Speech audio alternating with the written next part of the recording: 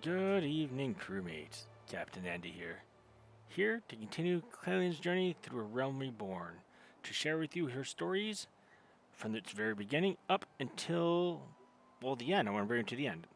She is my legacy character. I've not brought her through the story beyond a realm reborn, and it's time that she gets through that. We're continuing her journey that we started a couple weeks ago, more like almost a month ago by now. And today, for this stream, we're going to be working on Rogue and Ninja's story. Last few streams, I've been working on the different jobs and classes that Final Fantasy XIV has to offer. And in this case here, specifically focusing on the jobs and classes that A Realm Reborn offered from, well, since Realm Reborn came out until up to this point here, just at the end of the main base story of A Realm Reborn. And once we're done all that, we're going to go towards the post-AR and onward. And as well as add some added commentary from my experience in 1.0 and, well, now. So, here we are. As mentioned, we're going to be working on Rogue today. Now, what was interesting about Rogue and Rogue Ninja is that this was not a job that was available in 1.0. I like to think that there was a lot of requests for this. I know myself, playing as a thief in Final Fantasy XI, my first instinct was to gravitate towards a job that used daggers, because in 11 thieves primarily use daggers. That was not there. So I went to the next closest thing, which was Gladiator, which meant I had to learn how to tank. Which was a little bit different because I went from a DPS class to a tanking class, but lately I've been more interested in tanking than DPSing. I don't know, it's quite different being able to fight a monster actually looking at the enemies face to face as opposed to always being behind them, because that's where thieves are normally better off at striking. So, here we are. Rogue came out during the patch 2.4, so it wasn't even available in ARR initially. But once it came out, it was very popular as it was something new for players to play, both the old and the new at its current time. Now, in order to get access to Rogue, you have to first have a level 10 job. I think that's still in effect. And there's an NPC you have to speak in Limsa Lominsa for that. Now, as I've already done the storyline for Rogue and Ninja already, probably years ago, we're going to have to use New Game Plus with this. So let's get started. This is a DPS class, so you'll find us under the DPS headings of New Game Plus and Rogue Ninja. Alright. Rogue. The dutiful sisters of the Edelweiss. The dutiful sisters of the Edelweiss. Edelweiss. A seemingly innocent convent that, in truth, is the base of operations for the Rogues Guild. The collective of men and women who work from the shadows to preserve peace in Limsa Lominsa. Here, you learn the tricks of the trade under the watchful eye of Guildmaster Jack, and discover the dark underbelly of Lenosha. I must warn you, this will take about a good 3 to 4 hours to complete, given my experience with the other two jobs within Limsa Lominsa. And if my recollection serves me, Rogues and Ninjas have a couple more quests than the others do as well, so expect a good 3 to 4 hours. That being said, let's go. Commence? Yes. Right, I gotta leave this area for some reason. Right, let's go up here. This is such a weird rule. Hopefully that's enough. Far enough. Hey, for those that are joining, thank you for joining. Hope you're having a great day so far. Great evening, great day, depending where you are in the world. Alright, will this be far enough to start? Game Plus.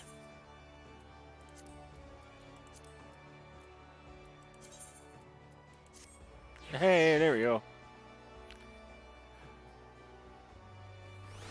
Alright, so what's different about Rogue compared to other classes is that there's no real set marker in where to find Rogue in the game. Given that it's a group of thieves, I would not expect them to say, with a shiny sign saying, hey, here's the Thieves Guild over here, and then wondering where all the thieves are. No, they are hidden. And so eventually they're in lower Limsa Lominsa, and then you'll eventually see a nice little block here. So you want to be a rogue. So that's where we're going to go.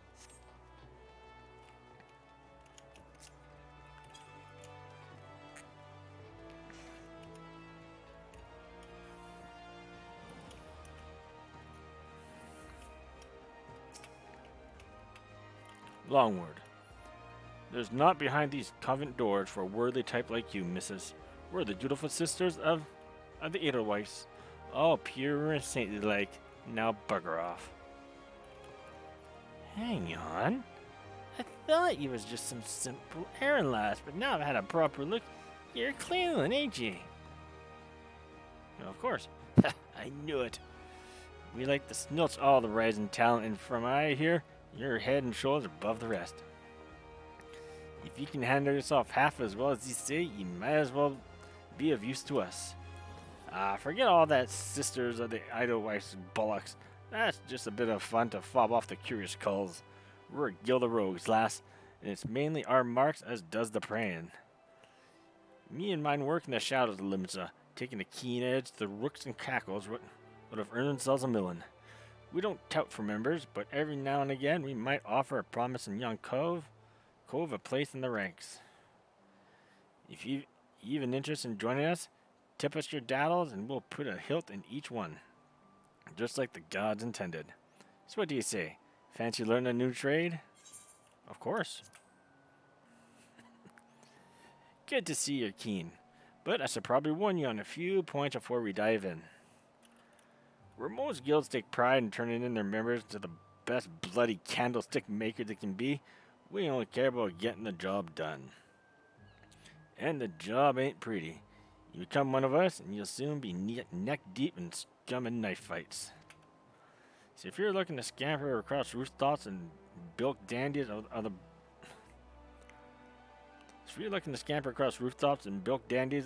blunt, you'd best take up a different crew.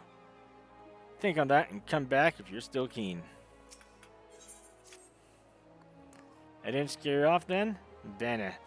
They told me you was a meddlesome lass, and now it's proved. So it's proved. You'll need every ounce of that metal soon enough.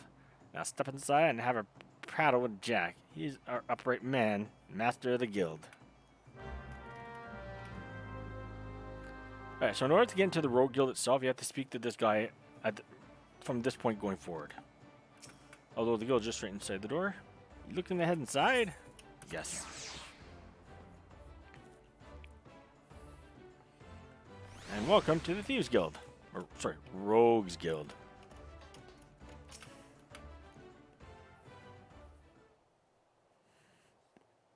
I like that rogue outfit. It's cool looking. I'm the one they call Jack. Although I'm surprised you've heard of me. Perhaps you'd be good enough to tell me your name, along with the kindly cove that's told you mine. Ah, the famous Clalin. Old Lonnie left patch let you in, did he?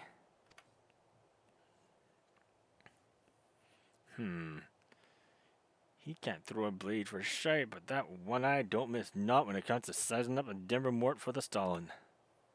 Just one thing. You ain't pirate, are ye? No. Well then, it's time you stall to the rogue. Pull on your best beater cases, and I'll swear ye in myself when you're ready. Now, I could fill your waddles with the story history of our guild, but that's just woods and wind. The most important thing, the only thing we care about is getting the job done. Now, most folks, and I'm assuming you're among them, know that not long after Limsa's founding, the city was overrun by a motley collection of pirates and thieves. But as wild as that lot were, it soon became clear that they'd all end up killing each other if they didn't lay down a few rules. An unspoken code of conduct, as it were. 1. You don't bite the purse of your fellow Laminsons. 2. You don't rook a crew out of their spoils. And 3. You don't trade culls like they were cattle. I'll admit the finer points of the code are a bit murky, but most agree on those 3 at least. Now, you may be thinking none of that amounts to a sack of dillberries now that the admiral's outlawed piracy. But in the back alleys and black markets where Merwood's grip ain't so tight, the code's still alive and well. And just as the law is enforced by the Yellow Jackets, the code is regulated by us rogues. We go where the shadows are darkest and hand out justice to them as break the code. Some rum-soaked cove steals goods from the wrong call, and we'll steal them back. That's the job, my natty lass. Because we don't hop the twig when blades work called for, neither. You see, there's more to our dagger play than just sticking calls with the pointy end. We'll weaken a mark with poison, fade away, and strike in the darksman, whatever it takes to get the job done. Well, Clalin, what do you say to that? Got the guts to do a rogue's job? Yes. All right then. First off, we'll get your kit sorted out. A rogue needs to be light on their due beaters to stay on a mark's trail. The job might have you fighting across the deck or weaving through a mob, and the last thing you want is a bleeding great battle axe which hooks itself on every rope and post. That's why we stick the daggers. They let slip through the streets just as easily as they slip through a rook's ribs. Here, take these stabbers and let's see how they look on you. Just don't get so excited that with your new toys that you forgot to dress for the role. You'd be surprised how many colts come in here in their bloody small clothes. Now, I'm not sure if you noticed during these cutscenes, the plaque for saying the respective class or job was actually being shown in the background, but it's actually inside the guild itself, right back here. I guess as good a place as any. It's not like you have to promote that you're a Thieves Guild, I guess. Alright, stabbers in your fambles. Managed to strap those daggers on without cutting yourself? Well, we're off to a good start, I'd say. Next, you'll want to get a feel for the weight and speed of your new weapons. I reckon them bleeding cheats in the field outside limbs should serve for your first lesson. Aye, test your blades and a few of them land and slice up some rats and puggles for good measure. Mind that you meal them besties one at a time, though, lass. I know you've served far worse in the past, but you're no dimber dabber with those stabbers just yet.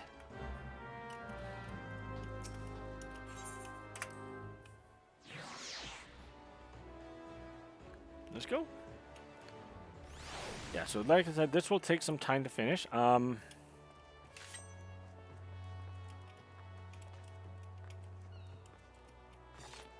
of the main reasons that there are doubles of certain quests. Like there's 2 level 15, 2 level 30s, or 3 level 30s. 235, 240. It doubles up on the quests. There's a lot more quests than other respective jobs. But I guess given that it came out in 2.4, they wanted it to be as exciting as possible as well. So we'll see what happens.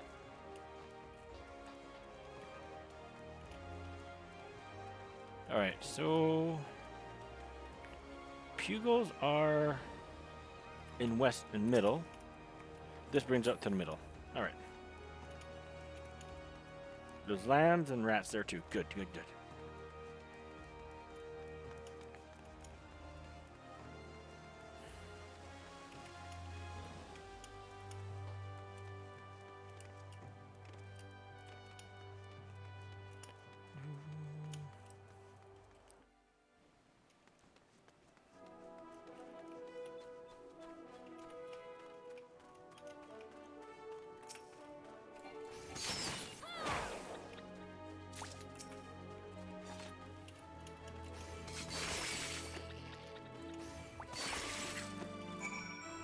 Should be some lambs this way. There they are.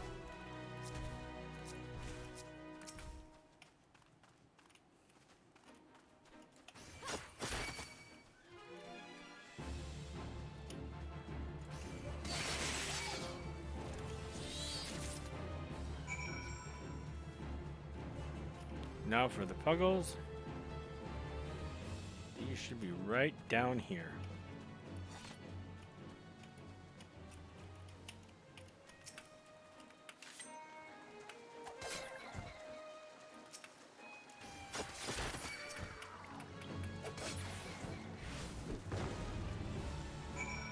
No, that's done.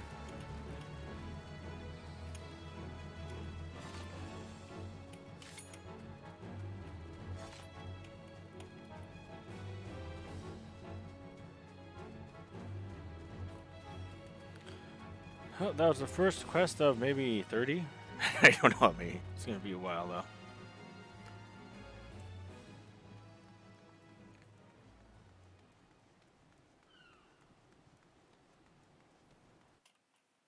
I should make one slight adjustment. It's a level 10, either Disciple of War or Disciple of Magic. One of these level 10s. Which normally either be Paladin Warrior, White Mage, Arcanist, or Bard, and Black Mage. Or the classes versions of that. Plancher too, as well.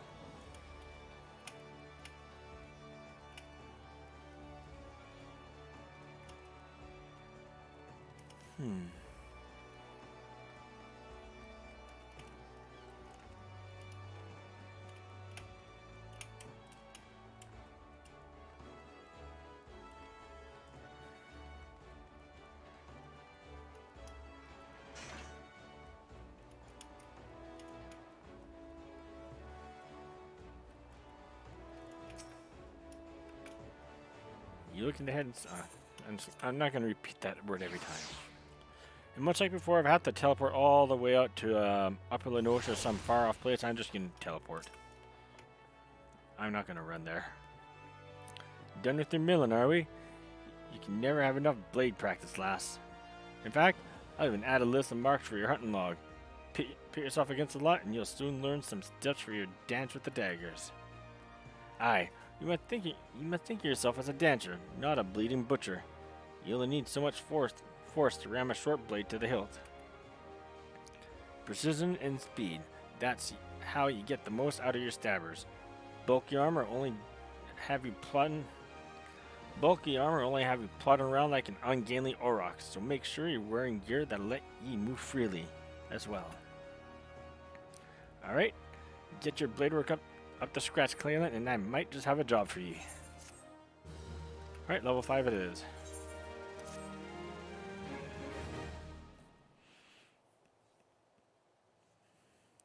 Oh there, Clalin.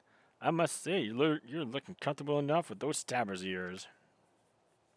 Aye, I reckon you're good and ready for your first assignment. Ordinarily, I'd stow me woods and let you get on with your work. But seeing as Roland just dragged you into the shadows, there might be a couple things what you ain't familiar with. Let's build on what you likely do know, and that's the fact that the Admiral, God bless her soul, has outlawed piracy in Limsa. So, why do you think there's so many sodden pirates in this town? I'll tell you why. It's because there's still one way for them to loot and pillage without incurring the wrath of the law. All you need to do is apply to serve the Celastocracy as a certified privateer. A captain with a privateer's license is free to terrorize the seas till all. A captain with a privateer's license is free to terrorize the seas till the Algots come home, so long as he only targets vessels that belong to the Garlean Empire. Of course, considering how bloody vast the Empire is, there's plenty of looting to go around. Crews fill their holds with Imperial plunder, then sail back here to Limsa to offload the spoils. And that's where this particular case went sour. See, this one crew got their fambbles on the Magitech device, a fire mechanism to be precise, but was rooked out of their hull by some heavy-handed coves. If you'll recall, that don't sit well with the code. If you're bold enough to rook a pirate out of his due, then you'd best be prepared to a visit from the rogues. Ah, speaking of visiting rogues, Underfoot, over here, lad.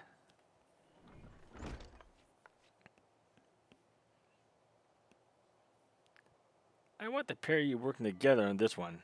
Pass sentence on them code-defined rooks and bite back that Magitech part. What? Eh? What's the last need me for? You're in charge of new recruits, ain't ye? It's Clalin's first assignment. You're to go along and give her the benefit of your wisdom. Since when was I in charge of the... bugger it. Yes, so I guess we'll be partners for the now. The name's Perimu Harimu, but most of the fellows call me Underfoot. You might seem a touch reluctant, but Perimu's one of our best. You just do as he says and you'll get the job done.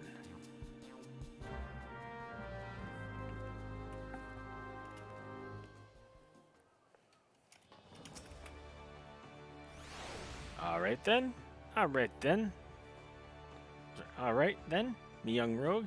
Seeing as this is your first official outing, I want to be sure your dance steps are up to the task. With them short blades, you need to getting good and close to your mark, eh? But we ain't bleeding swads in shining armor, and the lighter coat we wear ain't much protection from a flick of the can. So if you don't fancy splitting blood and teeth, your best defense is simply not being there. When the mark winds up, to land a nasty clout. Sliding around to a flank usually does the trick, but there's some run fun every rogue should master, the Shade Shift. Clear your mind and trust in your speed, and you can leave an axe-wielding brute or spell-flinging mage chasing your shadow while you bury their stabbers in his guts. Right, now's the time you put this lesson into practice against some of those orally out in Lower Lenosha. I hope you was paying attention, lass, because those tentacles can pack a wallop. Enjoy! Alright, Orlays, that's in Lower Lenosha. I'm going to use the teleport crystal for that. Limto's okay, but I've had my fair share of teleporting or walking from upstairs to downstairs, and we're just going to use the Aetheryte Shard.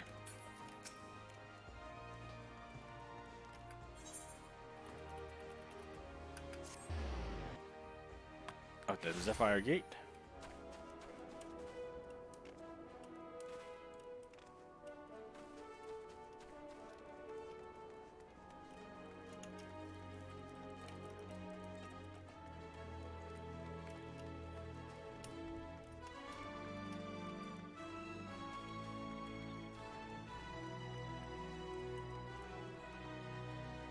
There's the Orlays right up there.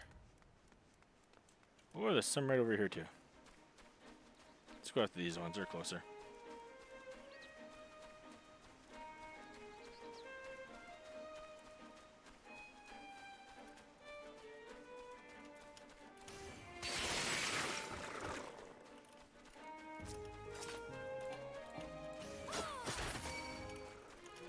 You know me going up and close to fight them if you're low level, but I'm just taking advantage of the level I'm at right now.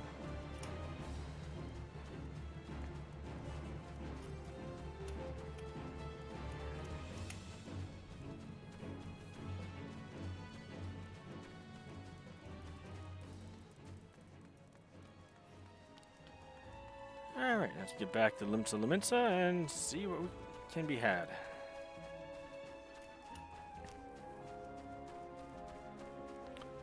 What's good about the Thieves Guild, if you want to just... Well, like with any guild, you can usually just teleport there. So if you want to get back to the Thieves Guild, if you use the Aetheryte Shards, there's no real Aetheryte Shards that spells out Thieves Guild or Rogues Guild or whatever they want to call itself.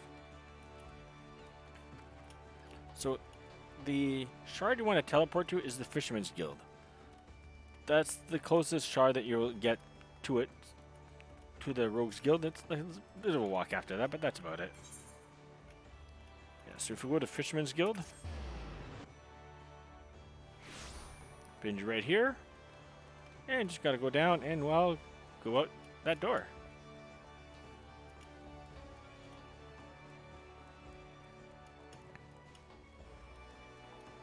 And into this door. Then we talk to whoever we need to talk to. Could be Jack, could be Underfoot, could be the Stray. Done with your practice then? The sting of them tentacled bug will soon teach you to stay on your toes, eh? Now we've got your blood rushing, I'd say it's time to get down to work. First things first, we need to track down them addled codes what rooked that Magitech device. Might be as one of our rogues has heard something. The guild thrives on information, you see, and we've agents scattered all far and wide with their The guild thrives on information, you see, and we've agents scattered far and wide with their glazes keen and their wattles to the ground. Let us pay a visit to Latalin at the Drowning Wench and ask her for a weak ale and see what that gets ye. I'm not setting you up for a laugh, lass. Trust me.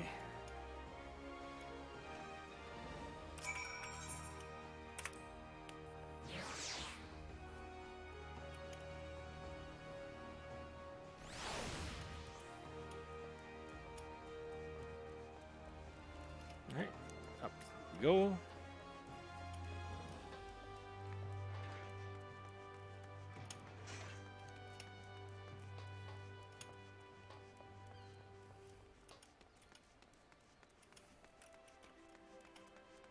Go to the Drowning Wench. Sounds like fun. Up here, then we just take a quick left to go up here. Second floor.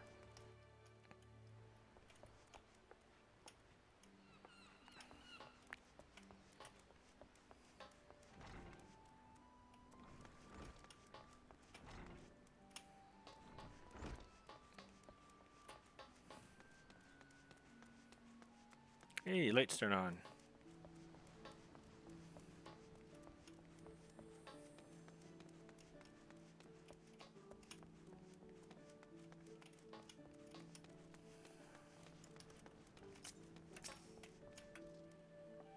Welcome to the Drowning Wench.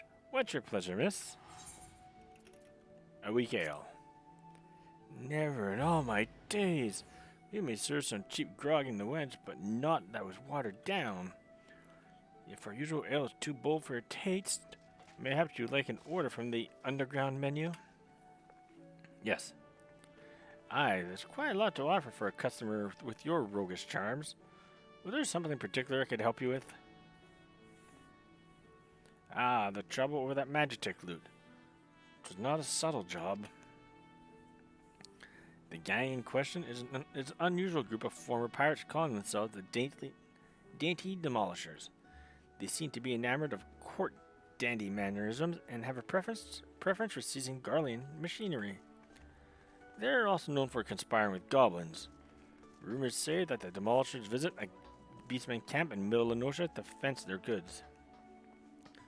And those goods generally take the form of Imperial technology.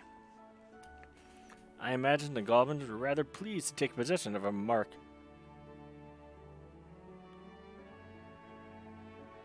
Hang on. Mark 43 anti-aircraft cannon firing mechanism. If you mean to steal the device back, then your trail leads to the goblin camp in Summerford. Summerford, eh? On your way, lass. Meet me across the river from the camp and we'll plan our next move.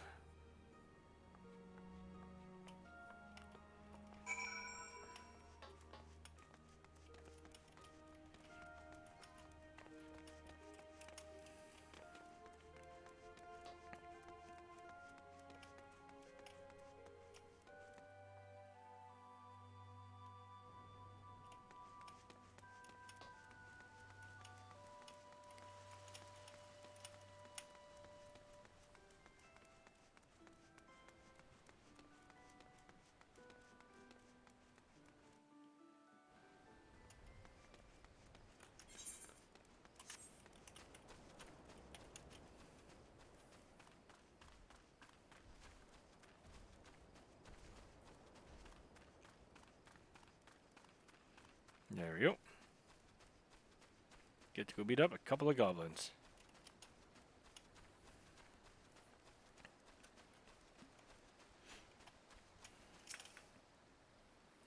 Get your noggin down, Clalin. I've been snilching the action across the way there. No sign of the Demolishers, but I did see one of them gambler coves stuffing the Garland gadgets into his backpack. I knew the tall one was dearest right. This is your chance, lass. Clout that gambler gobby and grabble that device. Lost track of which gob it was, but I'm thinking it's that sod on the left. Just make sure you dance away from any bomb blast. Twisting and dodging in the middle of a fireball might not serve you by getting your eyebrows singed off. Alright.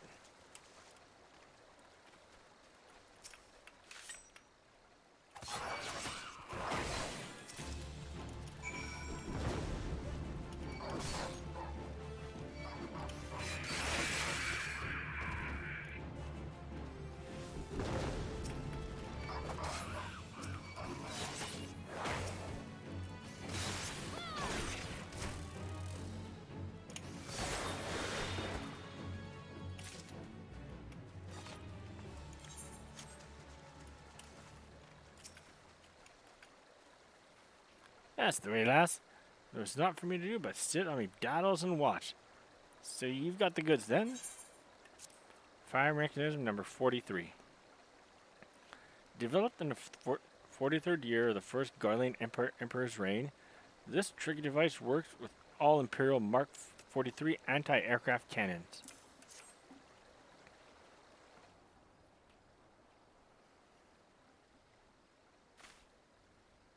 Aye, this is the device, and no mistaken. Let's get back to the guild, eh? We still owe them demolisher bastards a million. But they'll keep for the now. Here, you should be the one to deliver the price to Jack. It was your hand what snatched it out of the goblin's paws after all.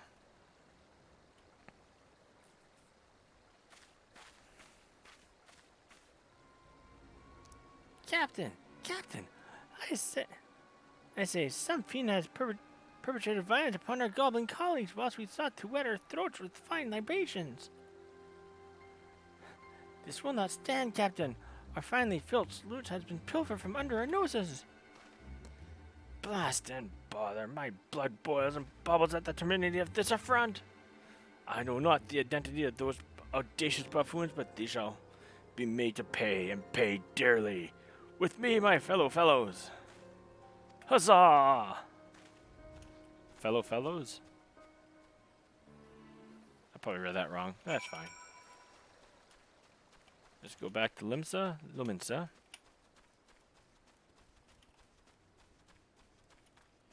Oh, there's a down Gobu.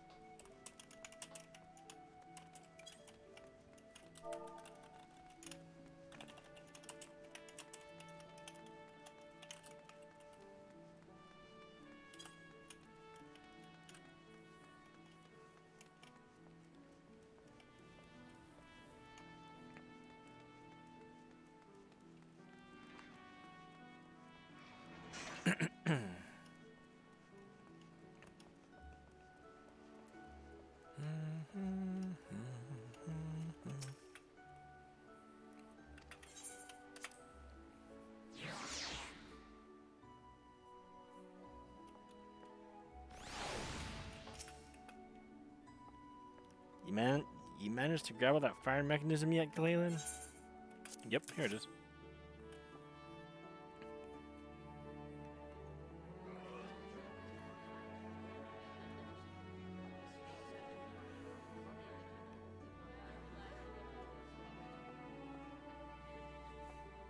Ah, still in one piece too. You've done well for your first assignment, lass. It don't look like much, but that crew put their lives on the line to cloy this here bauble. They'll be pleased to see it snatched back from the roughmans.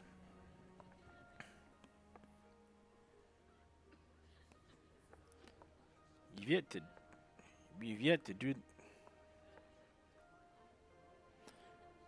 to do for the dainty demolishers, Jack. The job ain't over. You're right, Underfoot. It ain't. You break the code, you face the consequences. Oh, this is not at all what I expected from the insides of a convent.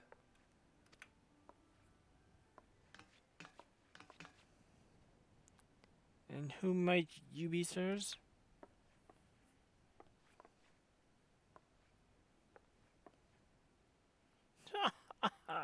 Your ignorance is understandable. After all, our schemes are always perfect, our heists impeccable. Shall I reveal our infamous name and drink in your delicious terror? We are deadly, dastardly, and dictionarily devilish. Quail before the dainty demolishers. Hmm. Captain! Captain, I say! There's the lout who misappropriated our merchandise! I concur. She's the self-same simpleton whom we trailed unnoticed to this very establishment. Surprise! Surprise! Now, now, my dear dandies, let us not be unpleasant. We should endeavor to resolve this distastefulness without resorting to insults or other less diplomatic methods. At least not yet. You there! Yes, the clean-cheeked errand boy. Be a good fellow and fetch me your superior. One of your colleagues has committed a terrible crime against us, and we shall not be leaving till the proper restitution has been paid. Oh, an errand boy now am I.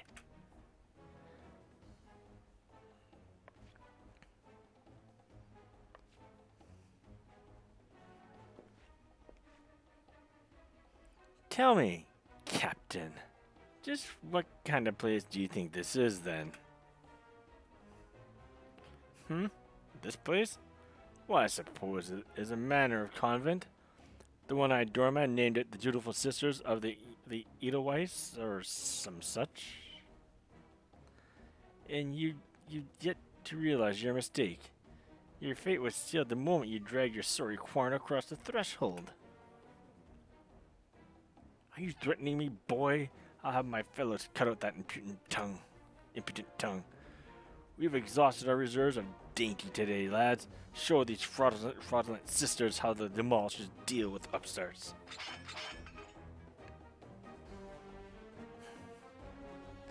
You still don't understand, do you?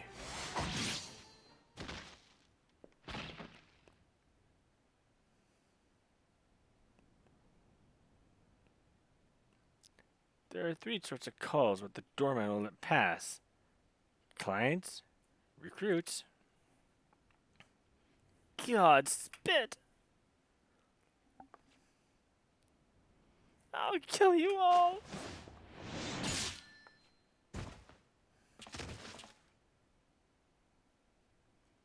Didn't you want to teach you not to interrupt the lady when she's talking? You'd have learned that the third sort of call is a bullock for brains mark what marches himself right into the rogue's den.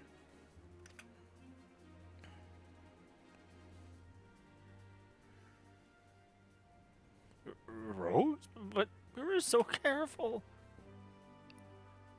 I'd heard tales in my pirate days, stories about the merciless race who uphold the code. They weren't called rogues back then, though.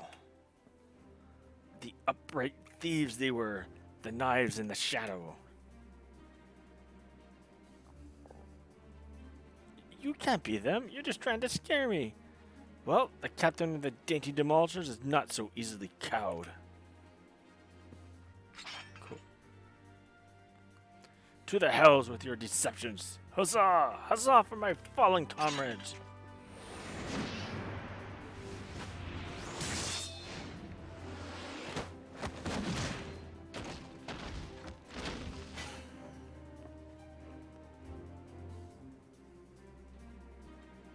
Deceptions?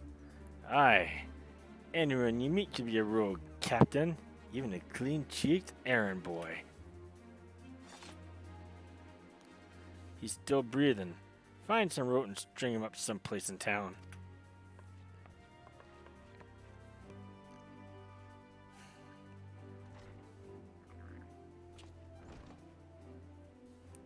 And now the job's done.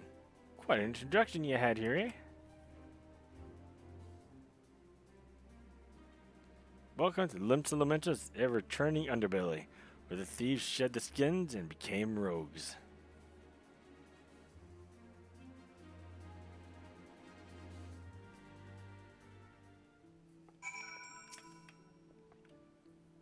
I'm not much for discussing the old days, but since it's come up, I might as well clear the confusion. It was back when piracy was at its peak. The codes were what protected the code were dimber dambers, the best lads and lasses that could be had among the pirate crews. They bit back the goods that were wrongly bitten and came for the guilty under the cover of darksmen. Upright thief became the title of these coves, what dealt and sanctioned stealing and milling. But it was only those as had cut all ties with the buccaneer's life what was accepted into the ranks. Conflicting loyalties and all that. They formed their own guild and even went their own way of speaking. They formed their own guild and even their own way of speaking. And what was once pirates was pirates no more.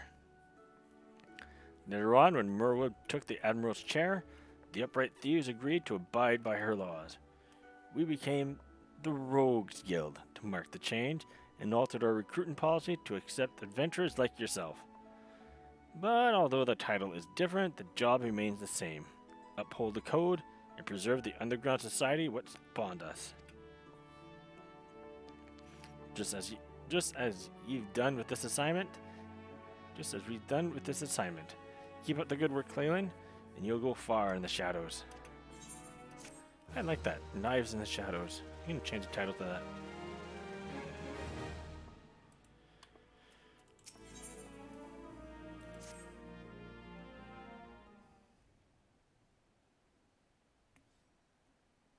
A fine evening to you, Clalin.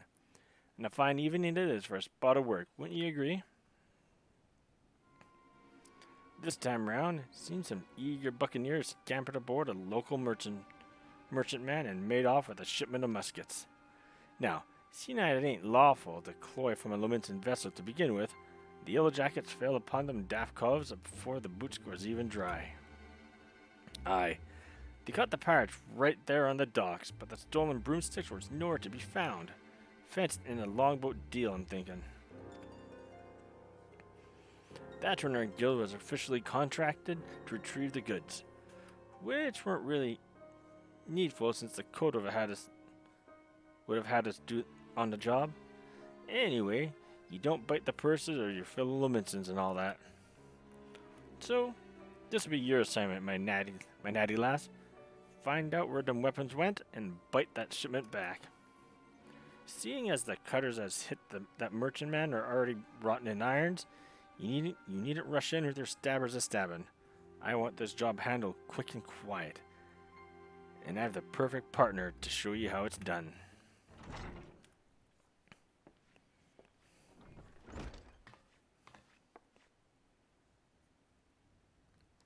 This here's Vakeb the Stray.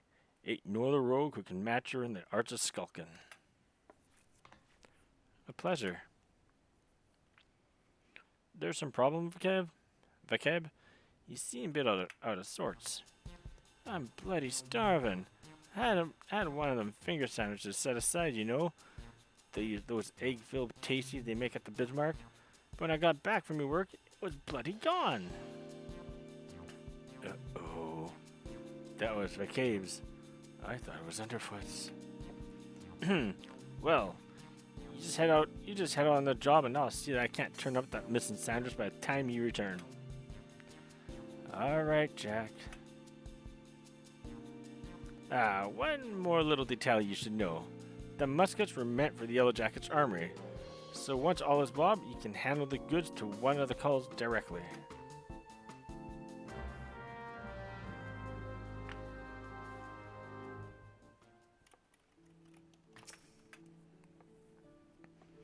We can start whenever you're ready, Clalin.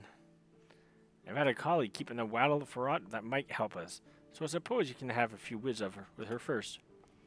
You'll find her at the Healing, posing as a fishmonger. Hylan.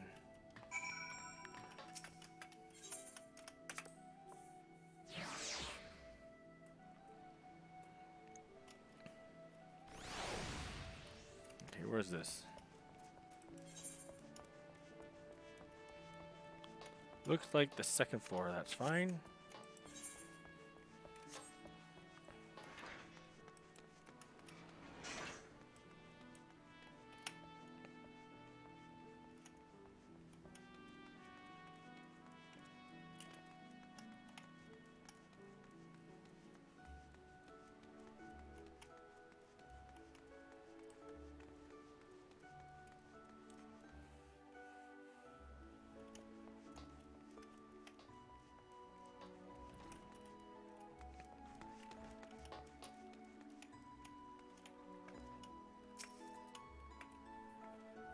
Hello there, miss. We've carp and trout, lobster and shrimp. But I hear tell you've been looking for a special breed of fish. The long, shiny kind that'll bark up a bloke. That'll bark. Which bark will. I can't get used to this manner of speaking. But I hear tell you've been looking for a special breed of fish. The long, shiny kind that what's bark will put a bloke on its arse. We don't sell that kind here, but you might try them foreign merchants. What was he called again? The Traders of Edge. They hail from the South Sea Isles and are known for dealing all types of nasty spitters and cutters. I should warn ye, these folks ain't one for questioning the source of their merchandise. In fact, they seem more than happy for goods what came from below decks, so to speak. But if you're keen to get your hands on those rare fish, you best hurry. The Edge merchant was visiting Limsa is looking to load up and leave the city before long. This how he means to transport his goods remains a mystery, though. What with all the iron blades and he's got nursing his operation, is what makes it hard for a girl to get close enough to eyeball the competition it does. I'll be sure to keep an eye peeled on your behalf, but it might be as ye can learn a little bit more from the folk around town.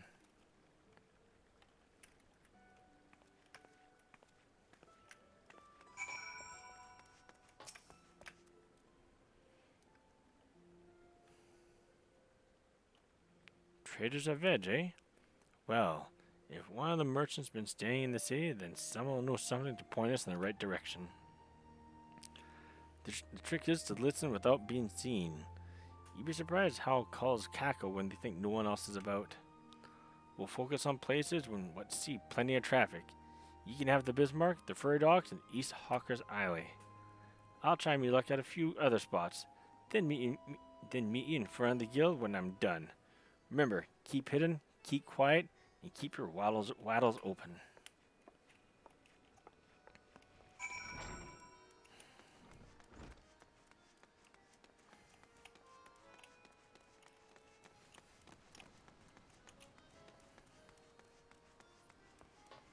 Start at the Bismarck.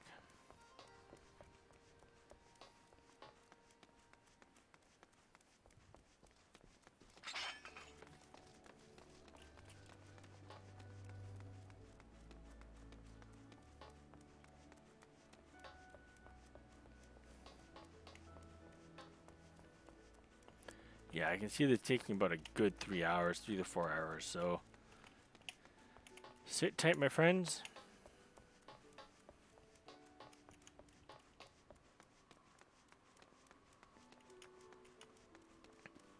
Not out here, so we go inside. Maybe.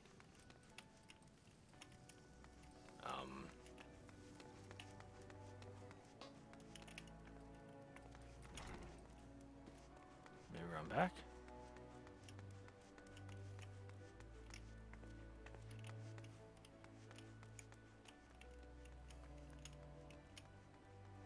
Am I blind? Probably.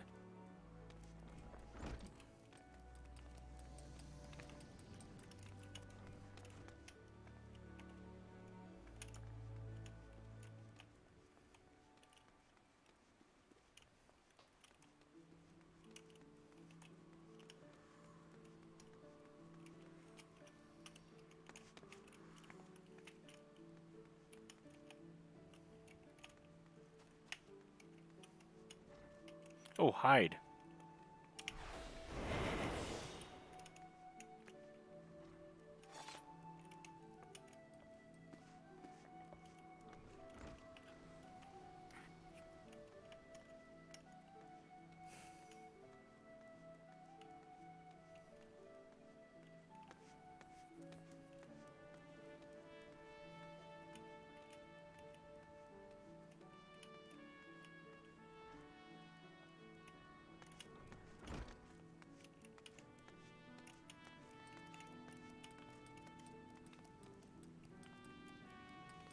Diving Dove appears distressed over some matter. Approach her while cloaked by her hide ability and attempt to eavesdrop on her grumbling.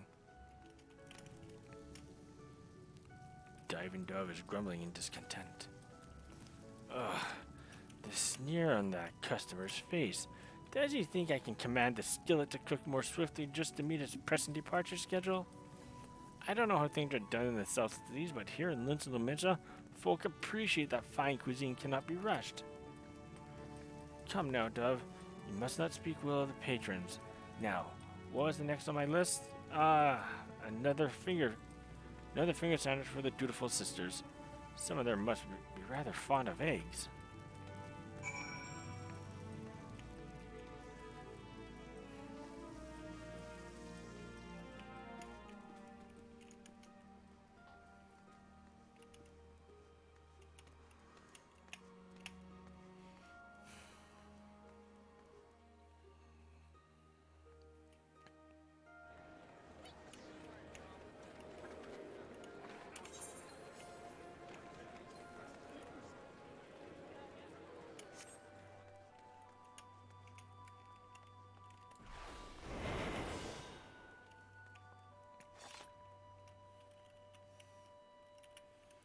Giraffe is speaking in a low but lively tone to a nearby customer.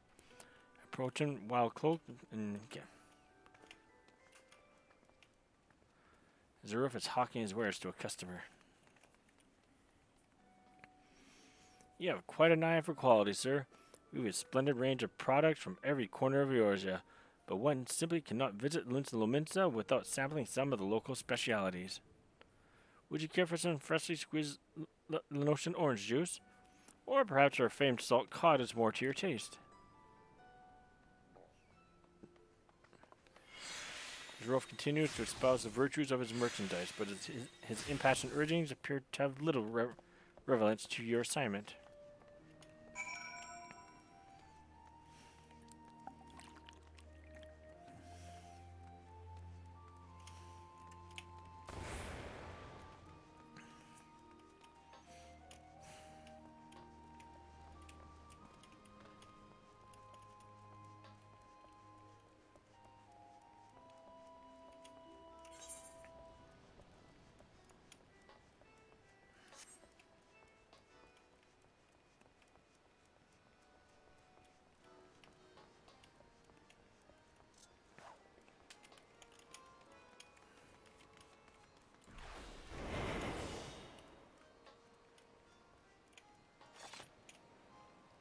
Renato appears distraught.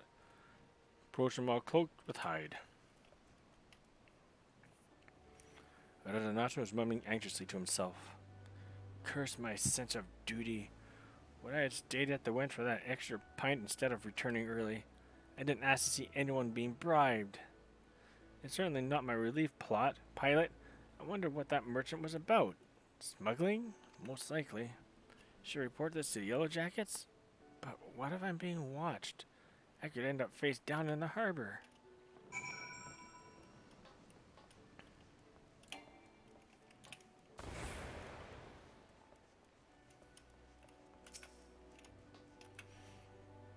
Welcome back, Clalin. I hope your skulking went well.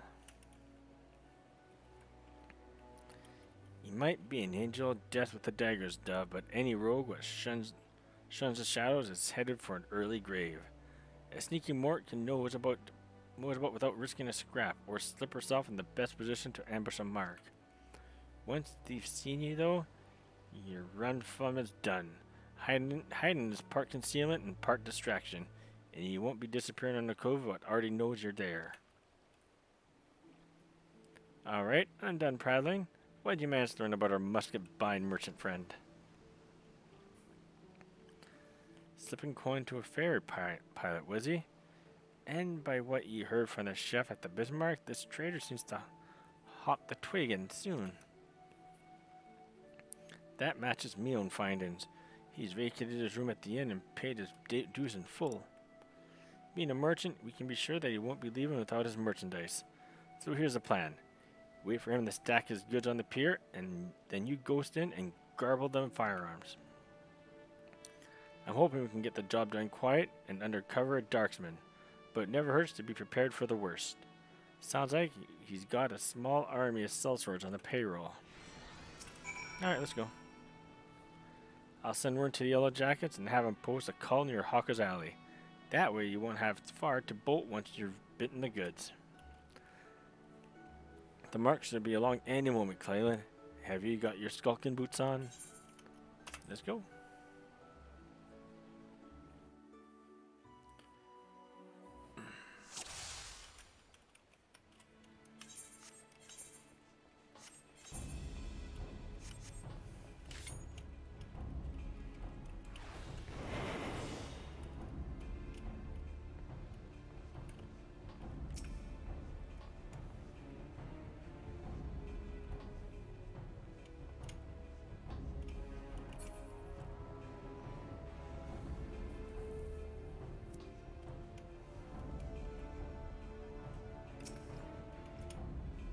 Skulking.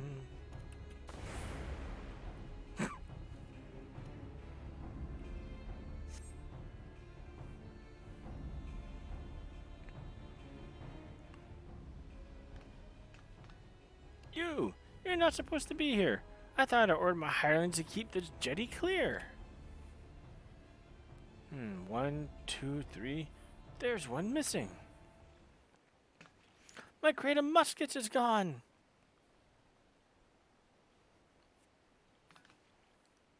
Thief! Stop her! Stop her, useless sluggards! What am I paying you for?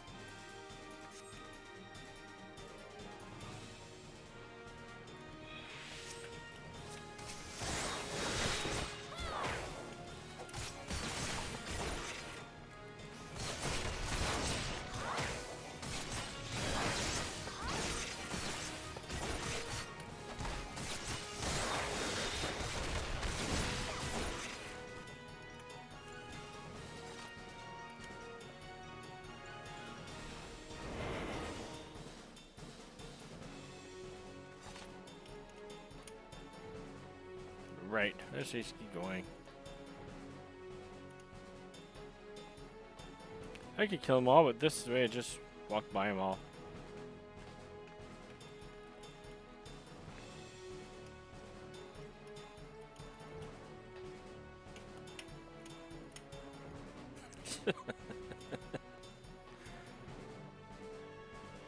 At ease, gentlemen.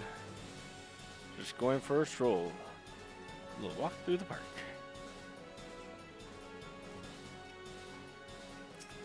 Hey, buddy.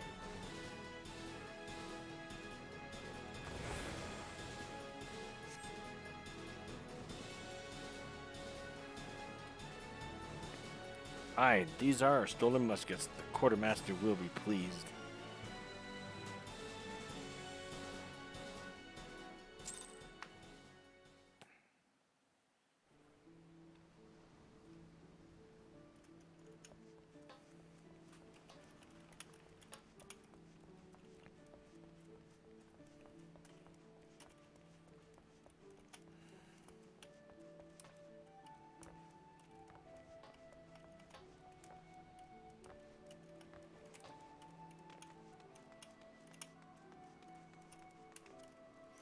Yeah, I have a feeling this quest line is going to take a long time to finish.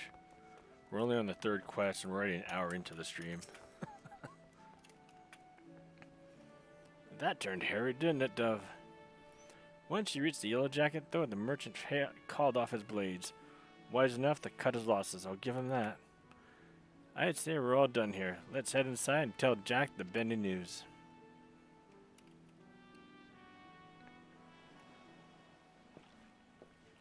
I heard the sounds of fighting coming from outside, and now I've whittled the cause of it. I thought we were aiming for subtle on this job.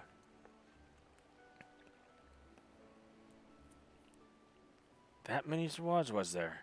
But you got the Yellow Jackets what they wanted, so all's well that ends well, eh? You're on your way to becoming a first-class rogue. Aye, the job didn't unfold exactly as planned, but do you see the value of keeping them out of sight? Skulking might seem slow, but it can save you time, and a fair amount of bleeding in the long run. And speaking of unexpected developments, I have a bit of bad news for you, FFXIV. I searched high and low, but it seems some unprincipled cove has waffled your sandwich. There are naught but crumbs to be found. No, my sandwich! It was a Bismarck special!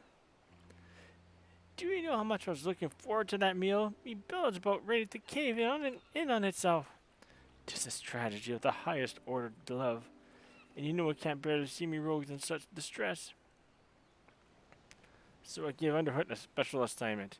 He should be back any moment now, with a freshly made Bismarck special finger sandwich. You did that for me?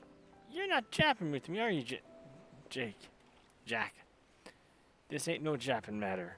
'Tis some guildmaster responsibility to see that all his coves and morts are at their best for the job. Ah, Jack, there you are. I've got that sandwich you ordered. And didn't give the chance. Didn't the chef give me a? And didn't the chef give me a waffle when I said he was in a hurry? Maybe next time you can think twice before you waffle down a fellow rogue stuff. Oh, bollocks!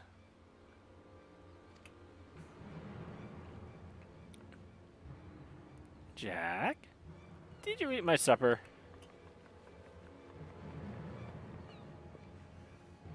Now, lass, let's not be hasty. The fresh new sandwich right here for ye. No harm done, eh? You've cloyed something that would belong to me, Jack, and I can't ignore the code. Aye, the code. You mustn't ignore the code. You're having a laugh, aren't you, lass? Lass?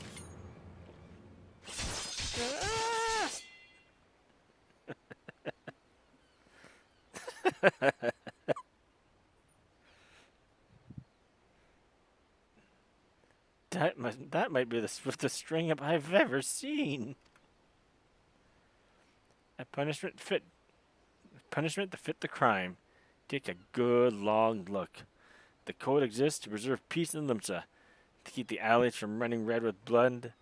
This city's me home, and I'll draw daggers on any cove fool enough to threaten that peace. A pointed lesson. Let's head inside, eh? Your sandwich gets cold. Hey, do you mean to leave me here all night? At least give me a grand view of the harbor. God's piss, these ropes are tight.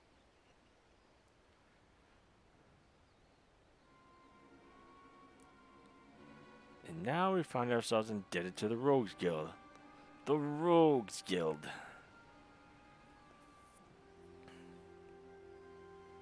The impropriety of it all. Would that I could see them occupying a cell next to those thieving pirates.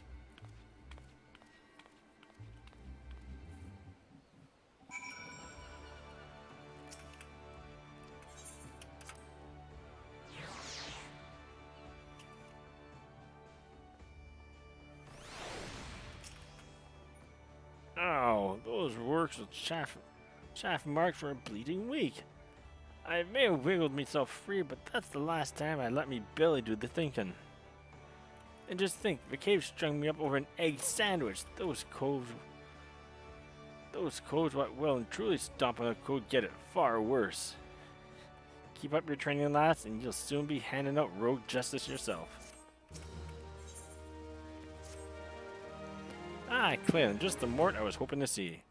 We have some nasty trouble brewing. The client's on his way, so sit tight and pay attention. I'm calling underfoot in the stray on this one as well. You'll be a right little rogue family reunion.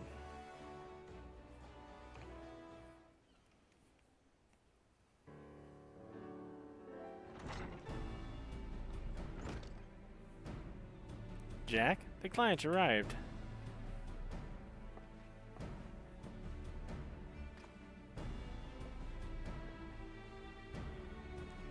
Our guest here comes from Maelstrom Command, with confident orders direct from the Admiral herself. So we know this won't be a simple job.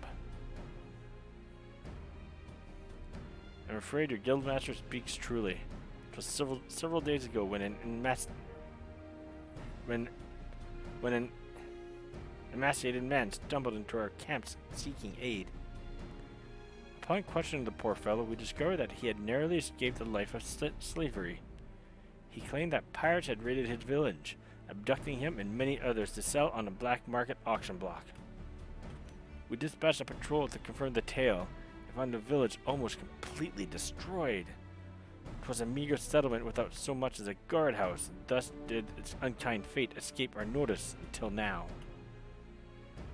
You'd think these pirates never heard of the code. Pillaging honest cause and dipping their wicks in the slave trade. They're headed the right way for a good stabbing. Aye, though it ain't set down in so many wids, the code's notoriously unforgiving against foes as raised weapons against the weak. After all, the first pirates in these parts were calls what was fleeing oppression in the northern seas. Ignore your history, and you'll risk becoming what was ye hated most. So, you have a mark for us then? That we do. From the descriptions given to us by the escaped villager, we've determined that these lawbreakers are members of the Jolly Merchants, a pirate crew in possession of an official privateering license. 'Twould appear, however, that privateering had not been a screen behind the hide of their illicit activities.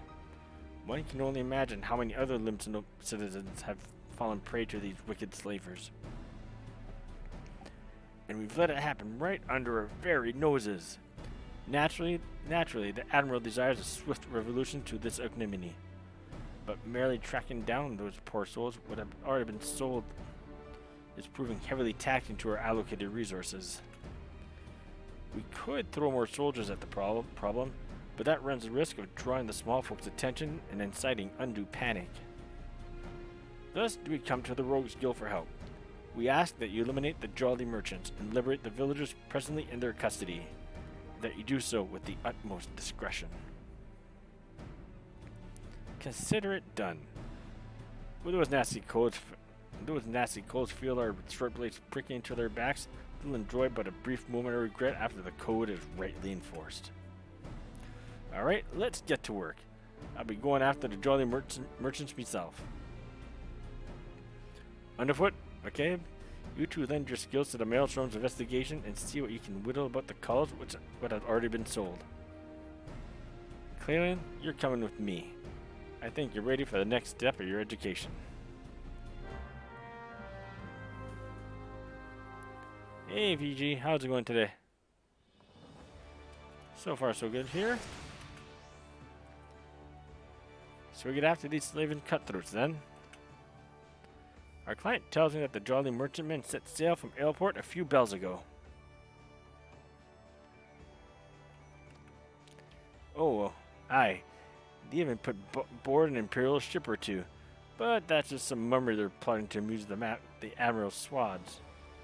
I reckon the rest of the crew will be back on land looking to snap the shackles on a herd cattle. And just to prove my theory right, one of them jolly bastards got himself spotted creeping about the Ruffmans in Lower Lenosha. That's a bent of cover over at the Morby Dry Docks by the name of Swarcent will likely know the full story. He's more of a shipwright than a rogue these days, but he keeps his glazes keen for the guild. Head over and have yourself a prattle, and I'll join you soon like. Dry docks, not a problem.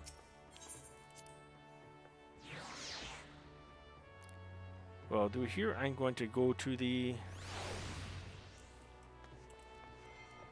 How's your evening so far, GG?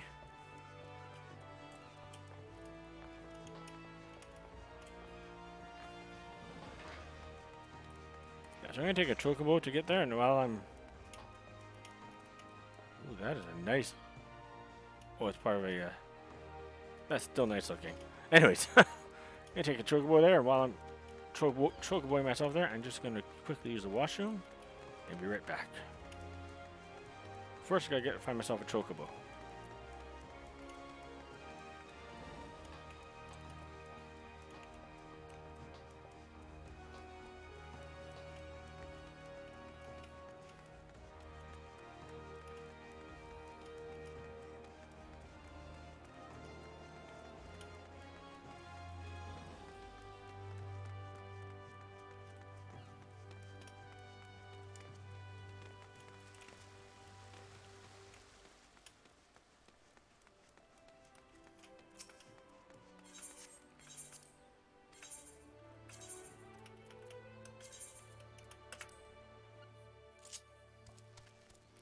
Alright, I'll be right back, folks. You all take care. I'll be right back in a couple moments.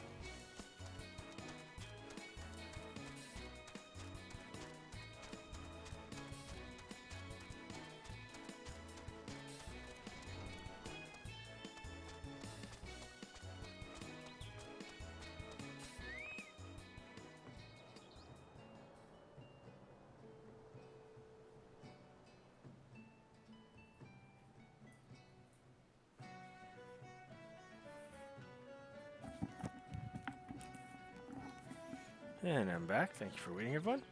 Let's make our way over here now. That's not needed. That's good.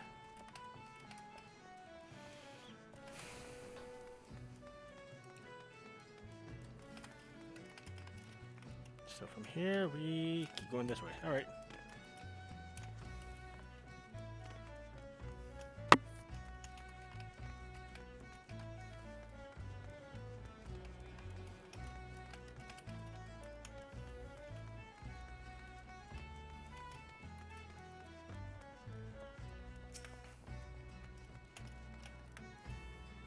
Aye, I know what you are. What can Noel Schwarzenegger do for you? Hunting down jolly merchant slavers? Ah, well that explains a few things. I was keeping an eye on the bustle around the dry docks, you see, and I spied an odd trio off in the distance. This rough-looking sod, one of your pirates, I'd wager, was prodding around another bloke and this poor skinny lass. I've seen whipped curs less miserable than the two being herded. Last I saw, they were headed south. If what they're saying about the slavery business is true, then the jolly merchant's not going to walk his charges all the way to the market. No, he likely has a boat waiting for him. And if I were a slaver headed south, my vessel would be headed somewhere along the salt strand. That doesn't leave you much time. You said Jack was on his way, yes? You best go on ahead and I'll point him in the right direction when he gets here.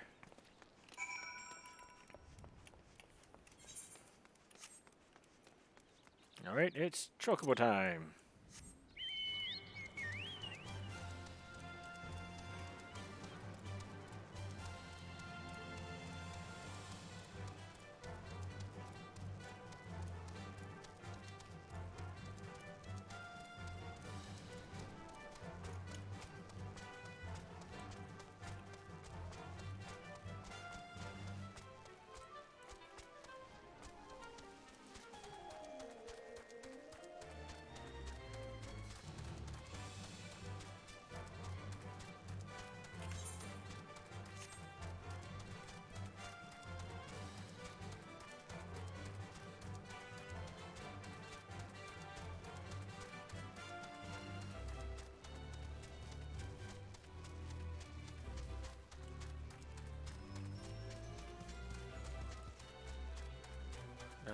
gonna guess it's snow. Through here? No, this way.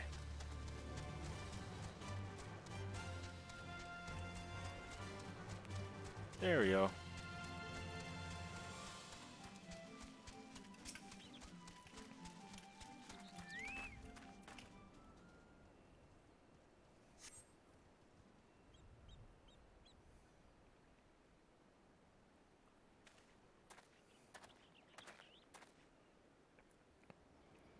Sworn so came through for us, eh? Now, what have we got here? This one looks a charmer. Sodded move, I told ye! Me pig-legged grandma obbles quicker than you miserable sacks of shite. Or maybe you need another thrashing, is that it? You already forgot what happened when you try me generous patience? I'm sorry, please, no more beatings. We walked as fast as we could, but we need food, water. Then get in the boat and shut your trap. You'll get fed when we reach the other side. The other side? Where are you taking us? Are you challenging me or just plain daft? I told you to keep your bleeding mouth shut. I'm sorry, I didn't mean to. Levi's and scare they are. She's weeping again. Listen, we're heading to Aleport, alright? That's where me and me shipmates gather to take stock of the merchandise and decide what gets sold where. You see, some buyers want only lads, while others is looking for lasses. As long as you keep them rich bastards happy, we can make more coin than we ever did scrapping with the Empire's war galleys. Not that you care about that, I suppose. What matters to you is that you'll be loaded onto the Jolly Merchantman, sailed off to God knows where, and Limsa will be a distant memory. So if I was you, I'd fill that empty belly with one last gulp of sweet Lamantian sea breeze. I'm sore tempted to put a blade twixt his eyes and here and now, but that won't get the job done. No. We'll let him guide us to his mates in Aleport, then we'll mill the whole bloody lot of them. The Jolly Rancher will get his dues, don't you worry about that. Jolly merchants, not Jolly Ranchers. Jolly Ranchers. They've gone. We'd best hurry to Aleport. Unless you've a quicker way, there's a fair what leads to from Candle Keep Quay. I'll meet ye across the water, lass.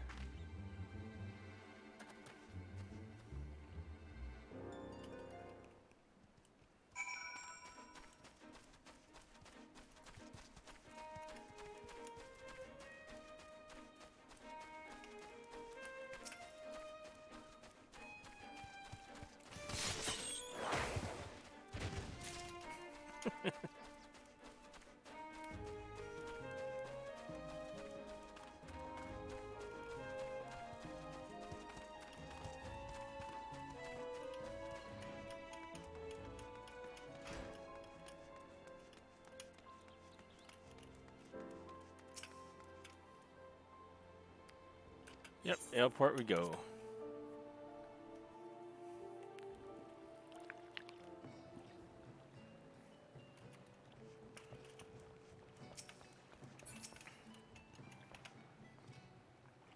Clalin, that Jolly Rancher code's still with his captives. Seems they'd taken a room under an alias. Hide their operation in plain sight. Bold as brass, aye, but it's an old slaver's trick. See? Even some call recognizes the merchandise. Only a single handler gets boned. The rest of the crew just whistles all innocent-like while their mate is marched off to cry cockles. And you can bet they threaten bloody murder for any prisoner what raises a hue and cry. Patience now, lass.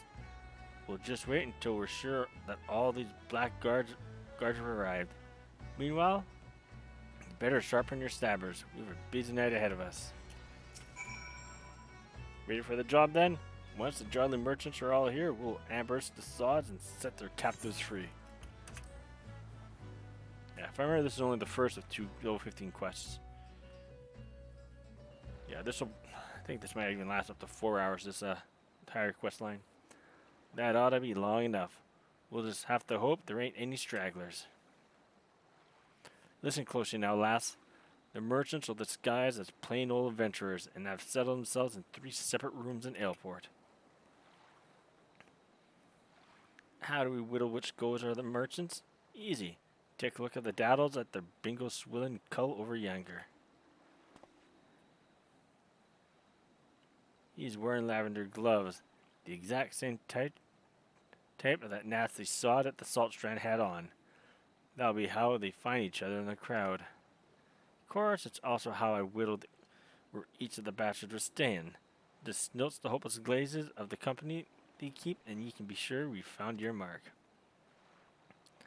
So, here's the job all laid out to ye.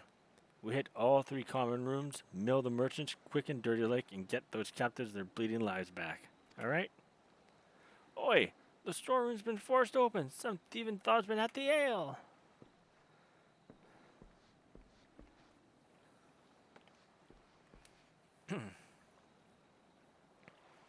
Well, they can't have gotten far. Better get the lads to do a sweep of the port. Was that merchant cove gulping pilfered ale? You'd think they'd be doing their best not to draw attention to themselves, all things considered. Bloody oafs. And now we've got a swarm of yellow jackets buzzing around looking for blood. If they spot us wandering around in the darksman, I have a feeling they'll act first and ask questions later. It'd be best then if the patrols never knew we was here. We'll slip in as sneakily as we can into each of the common rooms and use them telltale lavender gloves to identify our marks. There are innocent culls in there as well, mind, so let's try not to stab any as don't deserve it, eh?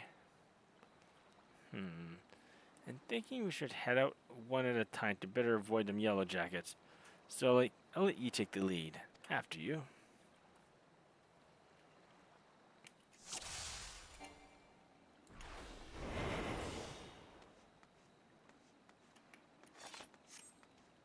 Do do do do do do do.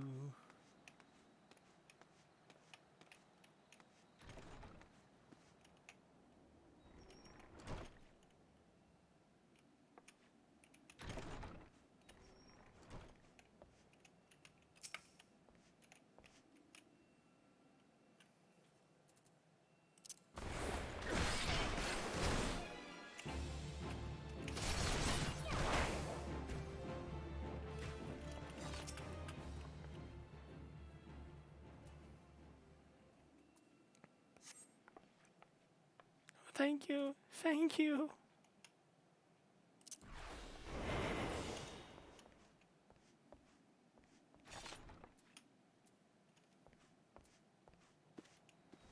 That's one.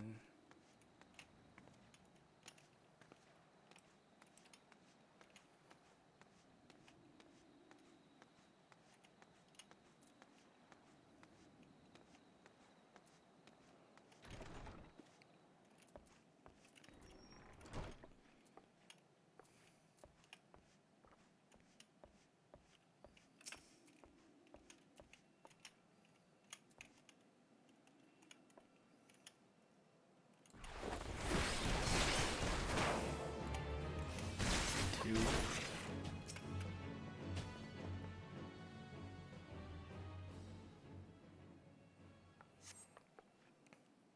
I'm free?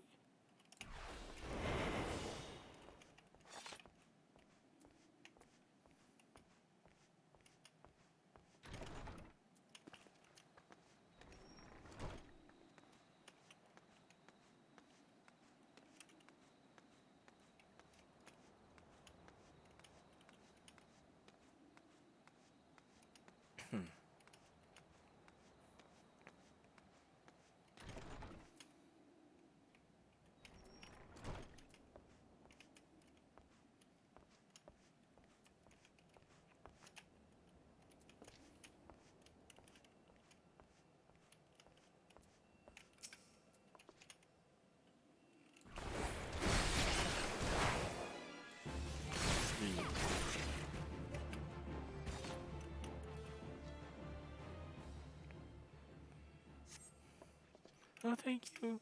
Thank you.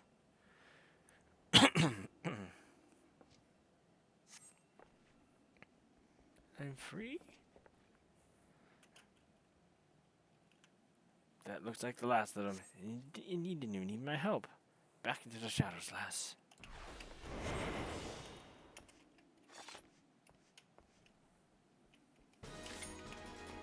Get off the merchants. There's no one touching to the profits.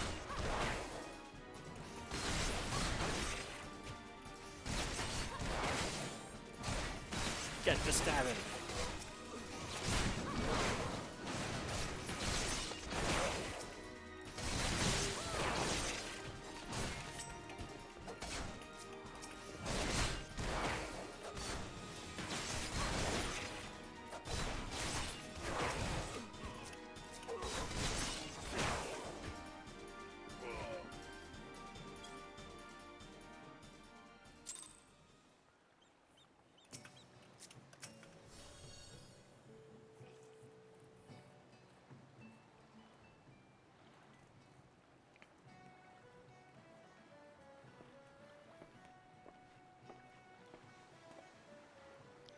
Not a bad night's work, eh, Clalin? The musketeers were taking care of them poor skulls we freed, and I've made sure none of the merchants we downed are like to get up again. As for the Jolly Merchantman, well, our crew can expect a visit from the Admiral's finest galleys, and it won't be for the teen crumpets on the poop deck. Right, me natty lass, our part in this is done. Time to head back to the sisters. Excuse me? Are you the ones who freed us? Aye. Was there something else we can do for you, lass? The Maelstrom squad will take you home if that's what you're worried about. Oh no, I don't. Oh no, I know. I just wanted to. Thank you. If I may, there was one thing I wish to tell you. Moments before you rescued me, that dreadful pirate was muttering into his cups. Just something about another raiding party that hasn't made it back. I beg your pardon? It seems they've been hunting for slaves in Western Lanosha, and being so close to Aleport, our captor assumed they were out rounding up cattle until the last bell. I just couldn't hear the thought of anyone else suffering as I have. Please, is there aught you can do? There certainly is, miss. You just get yourself safe at home and leave this stray pack of jackals to us. I pray for your success. Thank you again. So much for severing a savory victory pint. I'll send word of this development to underfoot in the stray. We've some well-earned trade. We've some well-earned trade of the last of these. We've some well-earned trade for the last of these jolly merchants. By the by, how's your throwing arm, Clalin? I think it's time I learned you how to fling a proper blade. When we're out in the wide open roughlands, you often find the need to sting a cove from a distance. And I'm sure a canny lass like yourself figure all sorts of uses for a well-thrown dagger. Just keep in mind for when you hunt down the rest of them slavers.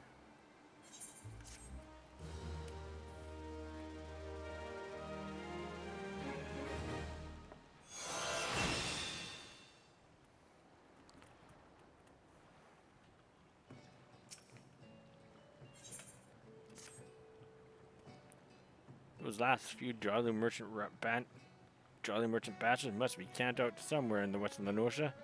Now, if I was a black-blooded, gill-rubbing slaver, where would I be hiding? There's not to the west, but the Sagan pools. Even those bullocks with brains pirates no bearing to trespass on fishback territory. And they won't want the chance run into patrols near Aleport, so that just leaves us east. The flock? Aye, they'll likely be nestled down the ruins out amongst the dodos. That's where we'll try to pick up the trail. You head on over and snilch the place while I send word to the sisters in the Maelstrom.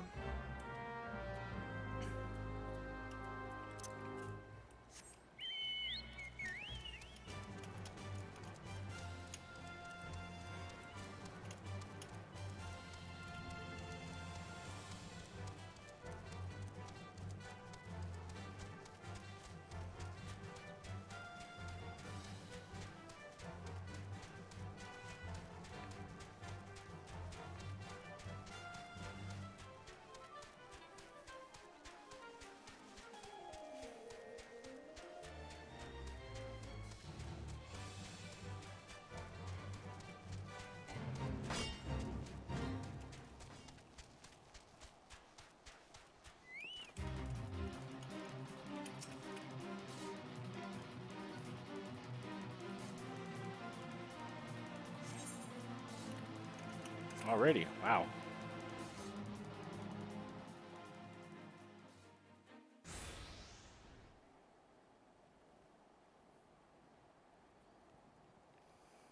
Thank you for freeing us. We've been tied up here since those awful pirates snatched us from our beds. Those are some interesting looking dodos you've got there, Clalin. No sign of the merchants, though, eh?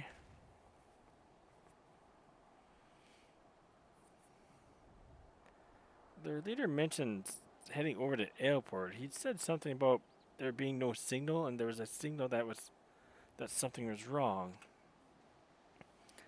They just left us hobbled here like lambs for the market. One of them jabbed about keeping the meat unsullied in case there was trouble. Pray let us flee this place before they return. And who are you just to slide in and let loose our ardent prizes, eh? Hmm?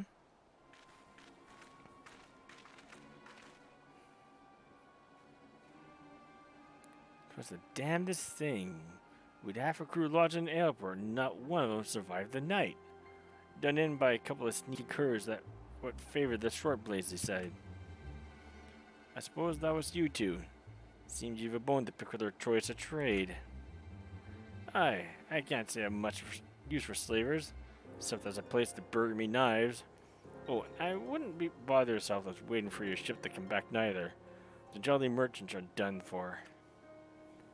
You might be the right of it, lad. But then you wouldn't know what kind of coin 3 healthy slaves like them would bring us. I'll have a new ship and a new crew for a single moon has passed. You hear that, chattel? You're each worth a shining bloody fortune, and you've me to thank for helping you learn your whole worth. Ignore this bleating sob. In fact, why don't you take a step back? These codes are about to learn the consequences of breaking the code, and the discussion is like to get messy. Did you not think we'd come for ye? You can try to stifle your victim's screams in the darkness, but the shadows are always listening.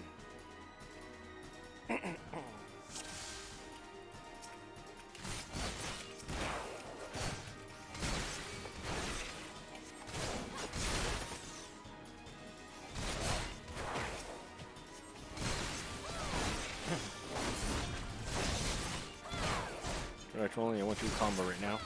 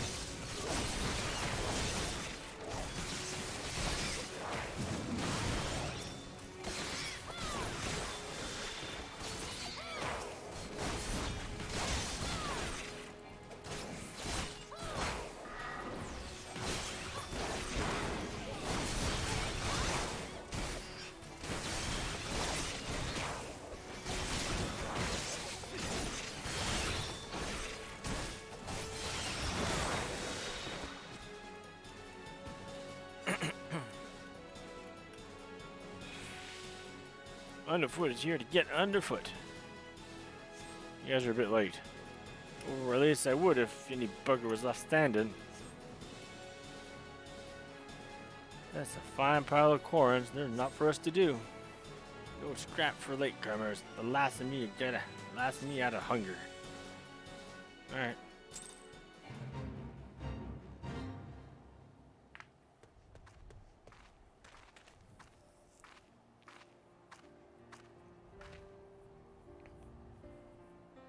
Thank you. I shudder to think what horrid fate awaited us had you not helped us to escape. I knew someone would come. You're just like the heroes in the stories. They always arrive at the perfect time and triumph over the villains. Do you think I can be a hero like you? I know I can be brave and strong too, I just know it. You don't want to be like me, lad. Listen now. Me and those coves there, we're the ones what the scary folk are afraid of. And that's because we keep the rules of the world they live in. We don't much care if you shirk your chores or get into fights. But if you ever break the code and betray your mates, then that's where we'll come after ye, no matter how far ye run or how well ye hide.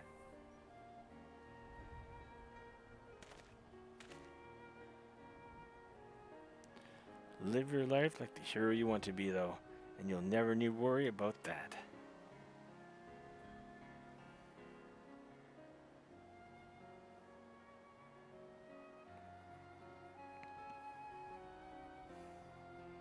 Aye, you two can stubble it and all.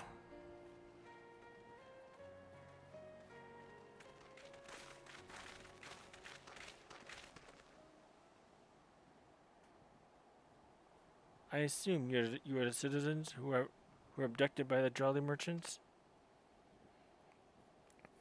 I am Captain Milana of the Yellow Jackets. Maelstrom Command has entrusted me with conducting you to safety.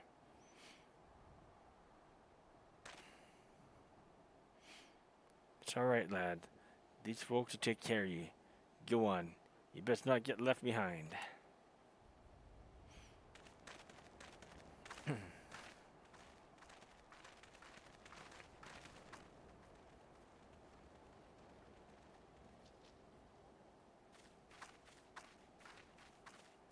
Was there aught else, Captain? Word on a new job? A job? For me? For you? How patently absurd. Why, I'd rather hire a sewer rat to mind my larder. Eh? Was it during one of your jobs that you turned Aleport into a slaughterhouse? What dark age is this that we must employ assassins to enforce the law? It is this continued dalliance with underworld miscreants such as you that prevents the Silmincha from ever fully expunging the stain of piratical infection. Look at these weapons you bear. A civilized person uses such implements to carve meat or peel fruit, and leaves them at a table where they belong. Do you perhaps clench them twixt your teeth as you swing over rails like the pirates you hunt? Our fair city is no place for those who refuse to abandon the brutish ways of the past. The only champions of justice this nation requires are the valiant and forthright soldiers of the Yellow Jackets. Uh-huh.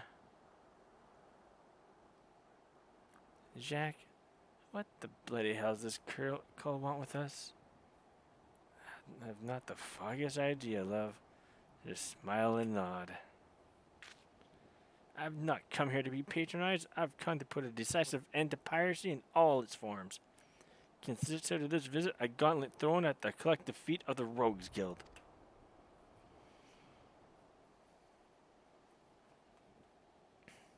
Heed well my words. Just before the dawn this very morn, a maelstrom vessel stocked with provisions was boarded and looted by pirates. Much of the cargo was stolen, and that is vexing indeed. But it is the theft of three items in particular, 3 unique treasures of nigh incalculable worth, that most distresses my martial colleagues. As for the brigands, they made well their escape, disappearing into the dawn's mist along with their precious plunder. A rum tale.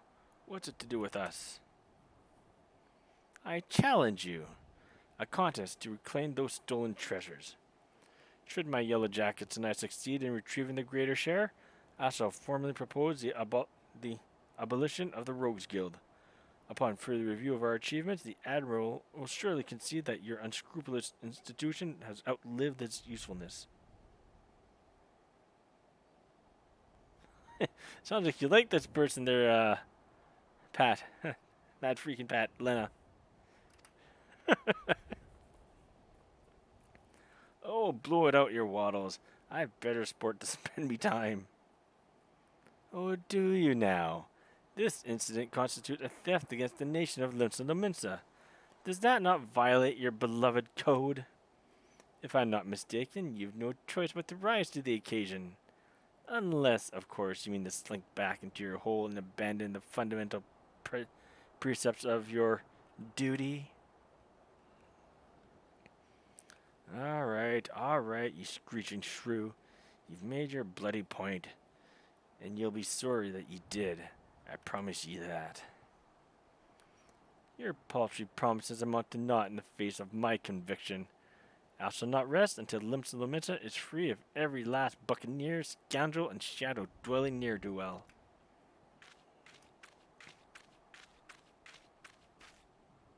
Oh, that line.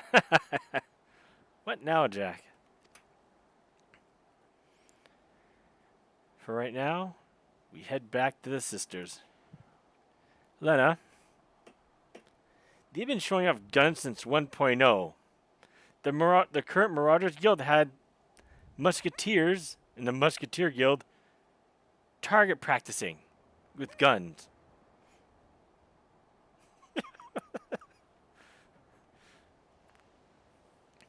For right now, we head back to the sisters.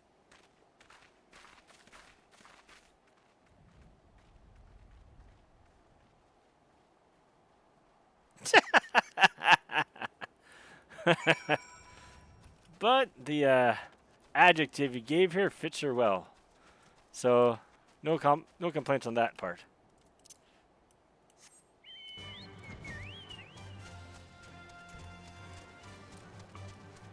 Excuse me.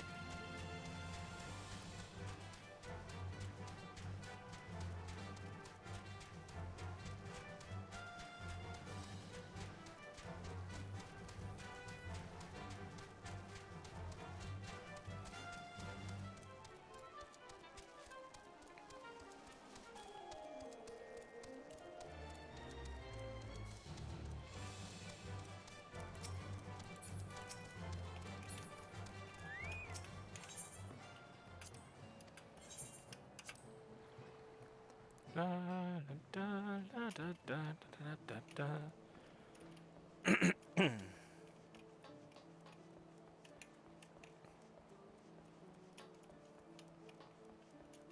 Lawnward.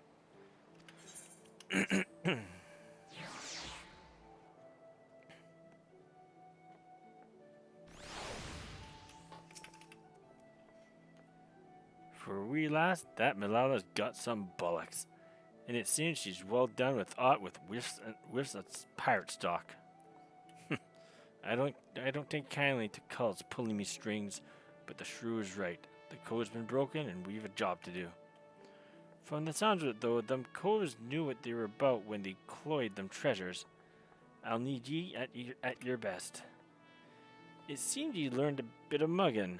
Rough up a call just the right way, and he'll give up more'n what he'd get if you just plain knocked him on his arse. Me and the lad be busy whittling the story on them bitten baubles, so you're free to head out and sharpen your skills. Might even as you'll pocket some extra blunt while you're at it, eh?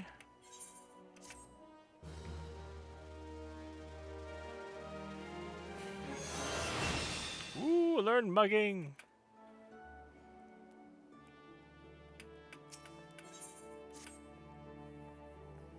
Been practicing your dance steps, Clalin. Good, cause we're about ready to run rings around Captain Milala and her swads. The Yellow Jackets been pressing their investigation to the treasures of what was cloyed from that maelstrom tub. But, as you know, we got our own network of codes. What don't miss naught of the going-ons about town. As for the sharp end of the job, it'll be you, me, Underfoot, and the Stray. Let's get down to business, eh?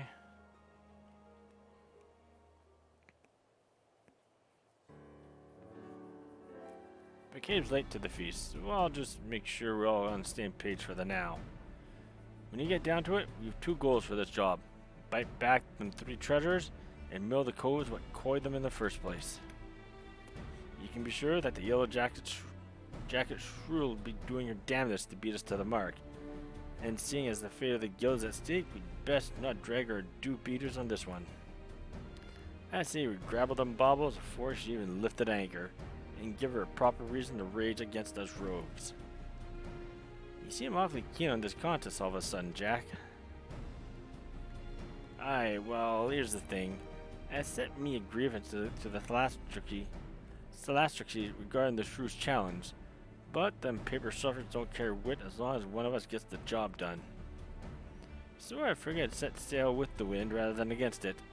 Besides, we wouldn't want to shirk our duties and force Captain Milala to blunder about in that scary darksman, now would we? How very gentlemanly of ye. Well, them's the card we've been dealt, ain't they? Now stow your quips and let's hear what you've learned about them bloody treasures already. Aye, the treasures. According to the manifest of the Maelstrom vessel, we're looking to bite back the Cerulean Star, the Silver Morrows, and something called the Black Sarcophagus. Aside from the fancy names, I was able to whittle down a few more details. The Cerulean Star, for starters, is a big old blue diamond, which shines like, well, like a star, I suppose. Then we got the Silver Sorrows, a pair of earrings that once graced the wattles of a Sultana of Ulda. There's a tale there, but one that don't concern us at present. Lastly, this Black Sarcophagus thing, I'm afraid that one remained a mystery no matter how much I poked and prodded. In any case, all three of these trinkets were recorded as spoils from official privateering raids. Now, as you know, a pirate usually sells his plunder through a reliable fence. Sometimes, though, holding an auction is the only way to offload goods what is too extravagant or too bleeding rare for the average cult to deal in. Our three wondrous treasures fell into the auction-only category. When the bidding began in Aleport, the Thalastrixes weighed in with ample purse, made some unmatchable offers, then organized a tub for the merchandise to be shipped back to Limsa. And that's when our marks swooped in and picked the transport clean. I've had a few wids with the Maelstrom sailors that survived the attack, and they pointed the finger at the grinning curs. Problem is, not one call's seen hide nor hair of the curs, not to mention their bloody ship since the raid.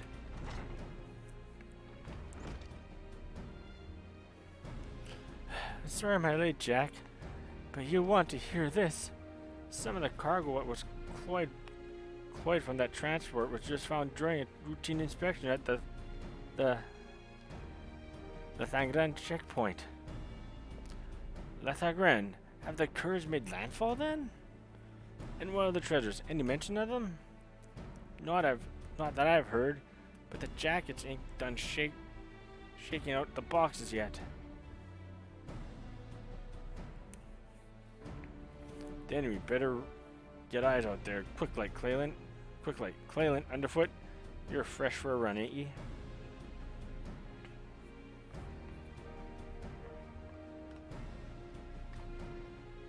Come on, lass. I'll race you to the checkpoint.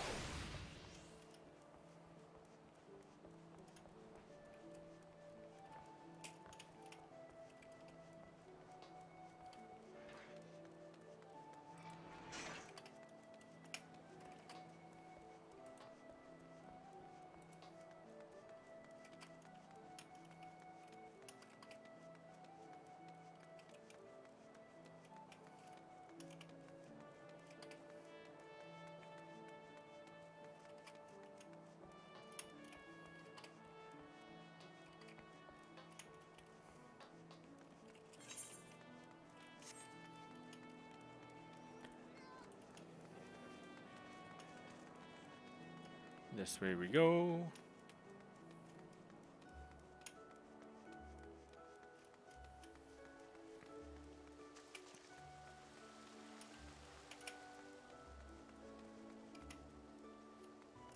That's in... Yeah, that's where I thought it'd be.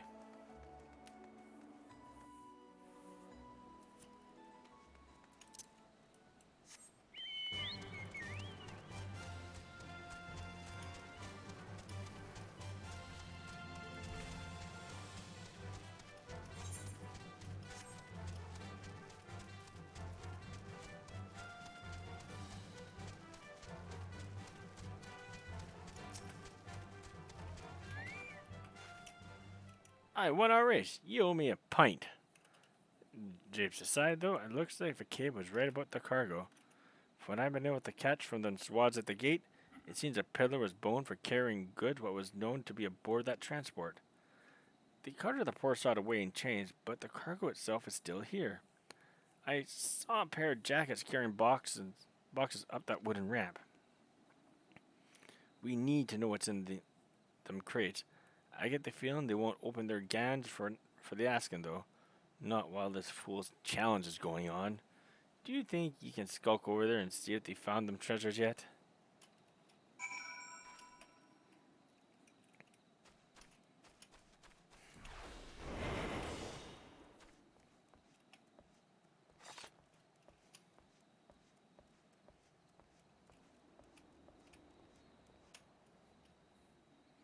The two yellow jacket soldiers are inspecting their seized cargo. Approach them all cloaked by your hide ability and attempt to listen in on their progress. The yellow jackets are discussing the contents of the crates. This is all junk. No diamonds, no eatings, no bloody black sarcophagus. Looks like we'll have to lean hard on that skinny peddler to find them treasures. The sergeant says the merchant's still pleading ignorance. Claims he was hired to carry the goods through the checkpoint, not else. What a pile of puzzle shite. I'm guessing the pirates split the cargo and trying their luck at every checkpoint. Captain Milano has already given orders to double the guard and inspect every cart and wagon that comes through.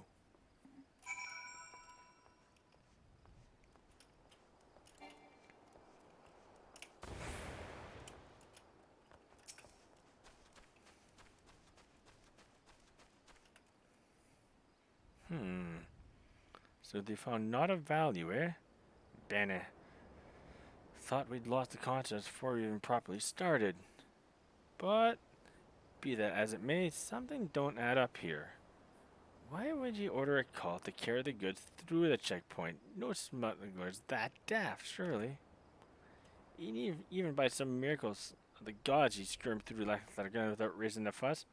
Why would you risk taking merchandise back to the city what you cloyed it from? No, there's a bigger picture here and we need to take a step back to see it.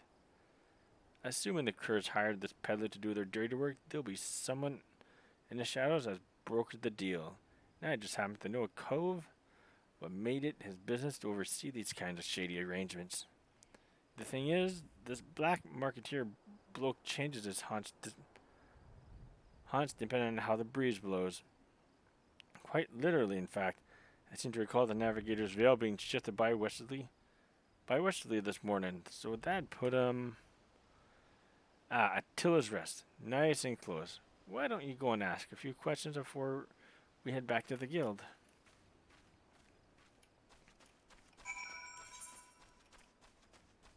That's way north.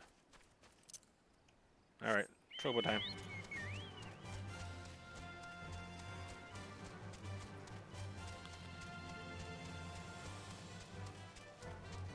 Almost 2 hours in, we're still only on quest level 20 for this. Yeah, this is going to take me a good couple hours to finish. I'm not sure if I'll be able to finish this all in one go. We'll see. Might be able to get the rogue part done, but the ninja part I'll have to do next time.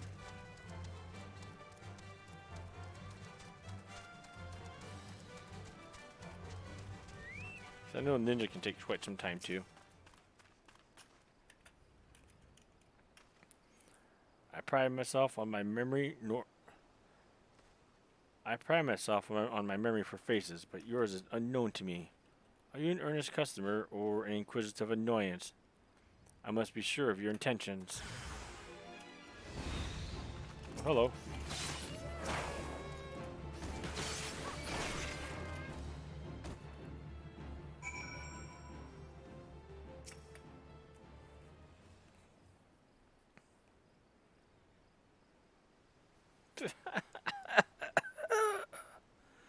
The dance is old, but the name is new. Put away your daggers, rogue. I peddle my wares to your kind since the upright thieves stalked the night.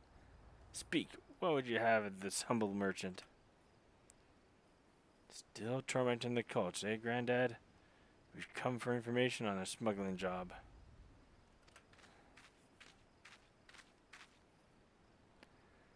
There was this peddler what was caught at the Lathargan checkpoint moving merchandise for the grinning curs. Pleaded innocence even when you had the screws put on him. You wouldn't know aught about that deal, would ye? Every last sort of detail.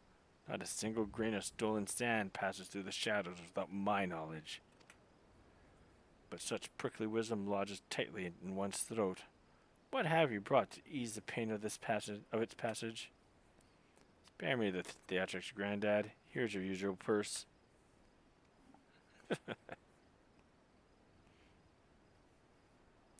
The sum is paid, the deal is made.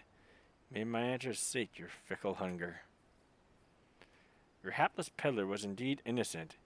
He was but a beast of burden employed by associates of the grinning curs, and likely knew naught of his freight's tainted nature. A pawn, if you will, a convenient decoy. There are those amongst my acquaintances who specializes in providing such services. Aye, that's what I thought.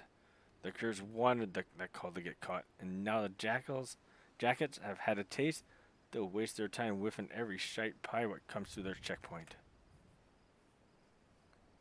Meanwhile, the real treasures are hidden away in the Darksmen, along with the grinning curs. Not the Darksmen, Master Rogue, the Mist. Aside from the traveling merchants, the curs associates have spent coin on another piece of this for this little game. A navigator. One who's practiced in piloting a vessel through Doxy's pull. The Doxies? The gods only know how many ships have sailed into that fog soup and never came out alive. And that's where you say the curs have gone. Gone to ground? Now there's a trick that took some bollocks. Once their hunted tub was sitting dimmer in the mist, though. It would have been easy to have those associates of theirs fare the junk goods to La Noscia. Then the canny coves just needed to wait for the peddler to get boned and draw the glazes of the yellow jackets inland. We need to strike now. As soon as they learn the coast is clear, they'll flee for open waters. A fair appraisal of events. Now that you know the location of your marks, however, it will not be so difficult to track them down. The Doxy's pole was once an impenetrable shroud, but ever since the calamity, the mists are far less constant. Narrow your search to the heaviest banks, and you will soon uncover those who wish to remain unseen. But now, a warning. The mists conceal other dangers besides the dogs you seek. A careless step may land you upon the chopping block. The chopping block? You can't mean...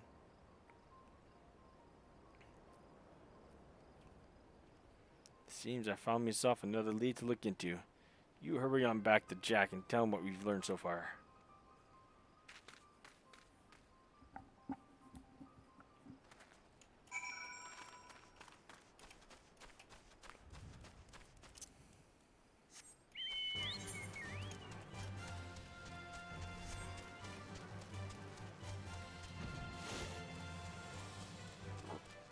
Excuse me, folks. Did not mean to add some sound effects.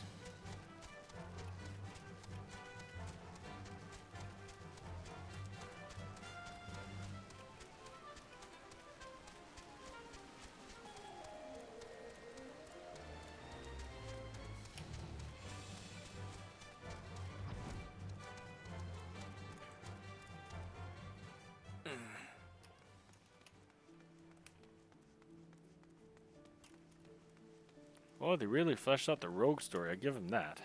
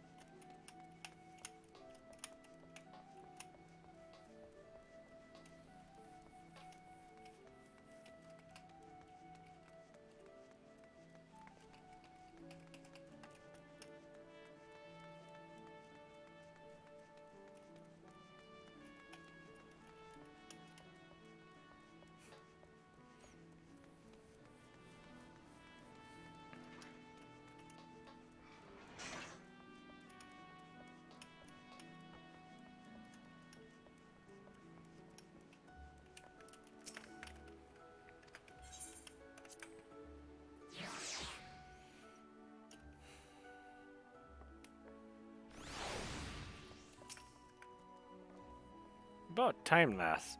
He was gone so long, it's about to send a stray after ye. What happened underfoot? So our marks and not and their bitten baubles are snug inside the doxy's pole, eh? I'll not discount the old man's warning, but we may not have a Bernard chance to crash the curs and grabble them treasures. We board their ship right now, you, me, and Vacabe. I suppose we need ourselves a tub for the voyage. I'll have Widge with Swansons and see what the dry docks spare us of by way of a ship and a reliable crew. Get your kit together and meet us there.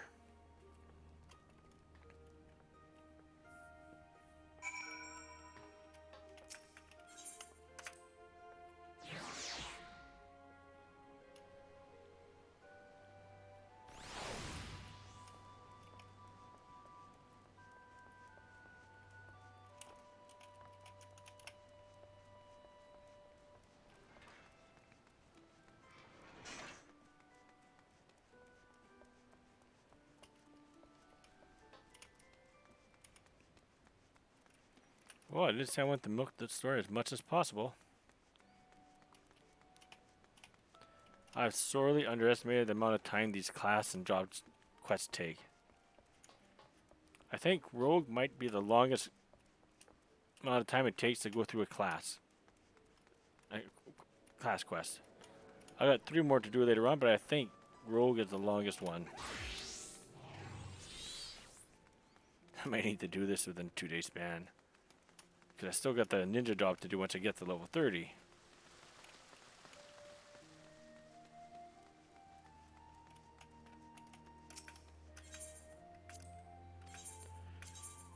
Alright, I'll be right back. Trying to get something to help me stay awake. I'll be right back.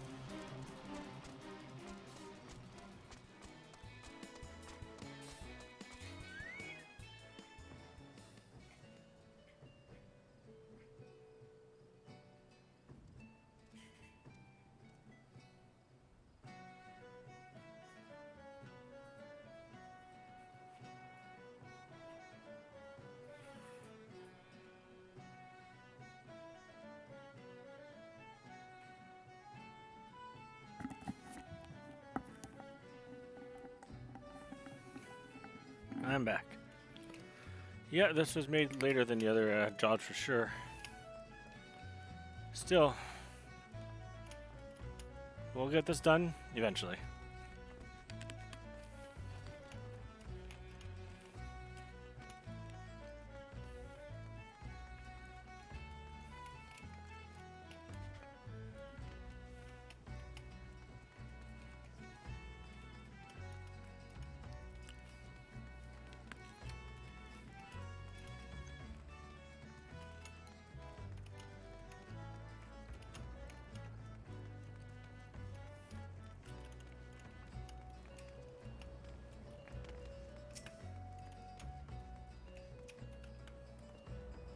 Alright, Clalin, I pulled in some favors, and there's a crew that will get us close enough to scamper aboard the Cur's vessel.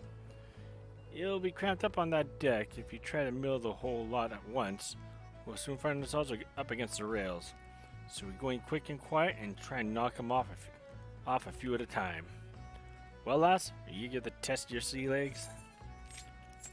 Proceed.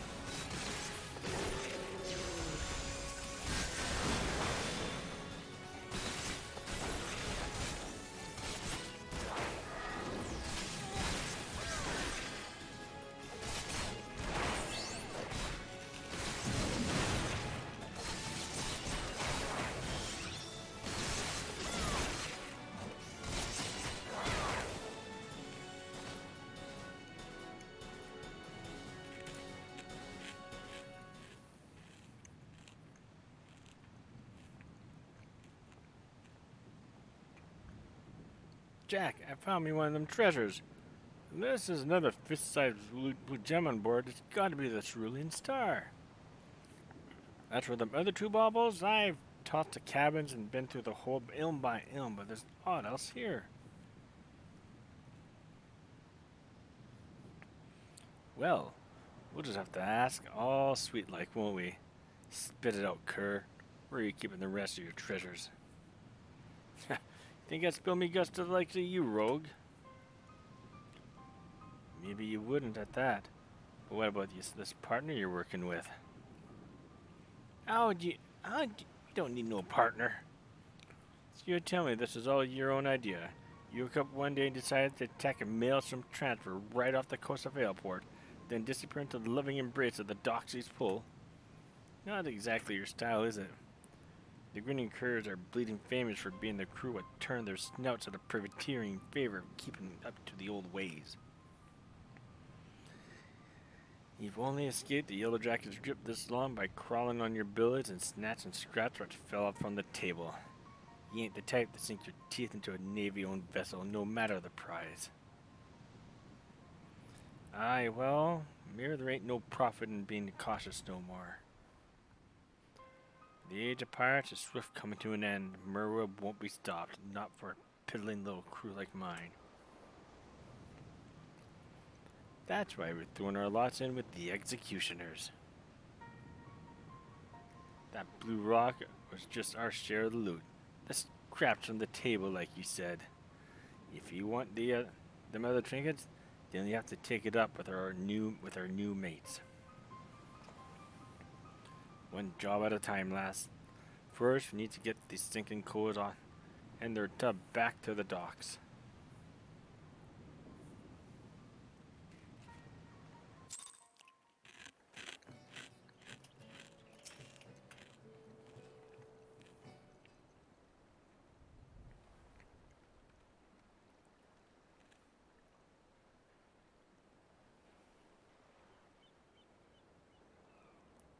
Put inside the issue who gave the orders, there's no doubt that these was the coves as raided that maelstrom ship.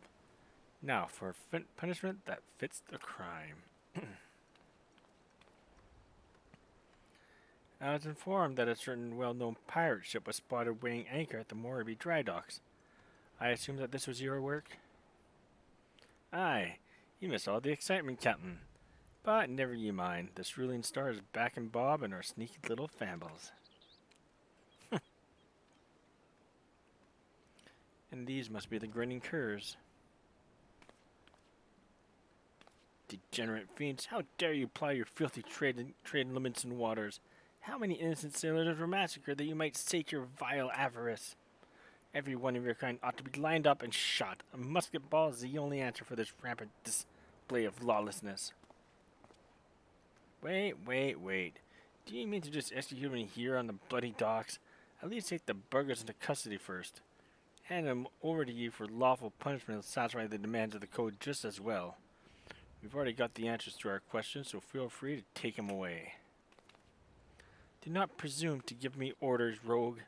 You only managed to capture these villains and their ill-gotten treasure by employing unsavory and unconscionable means. Why, you're not more than pirates yourselves. These bastards ain't worth a true pirate spit. The upright thieves were sworn to protect us from ourselves. Now they're just hunting dogs for the Admiral. Merweb's yanked the leash and another buccaneer disappears. You rogues are traitors to your own kind. If it hadn't been for you... Aye, go on then. Blame me and me codes for your own failures. You know what you'd done when you defied the code. You knew that we'd be after you. We're done here. There's still 2 treasures left, and I mean to claim them both. I'd reconsider this contest of yours, Captain. Turns out this fish we're trying to hook is a shark, and it might just swallow you whole.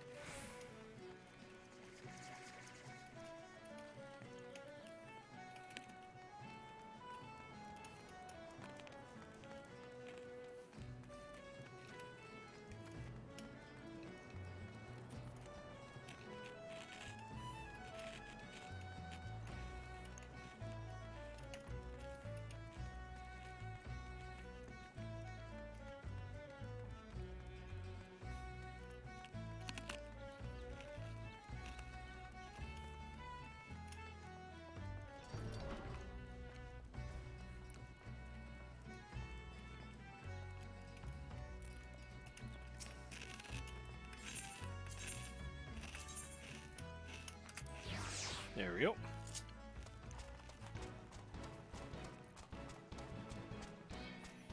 So about 2 or 4 more quests left after this. Then we're done with our rogue. And starting the path to become a ninja.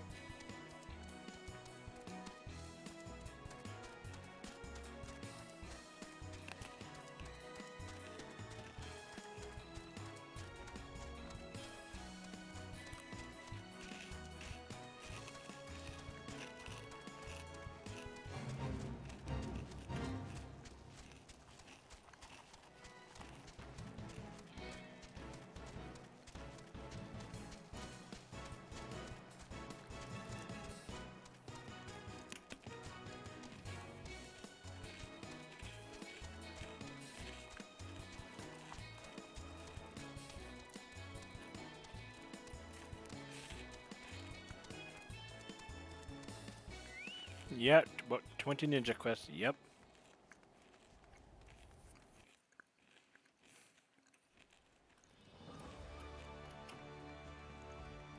More like 12.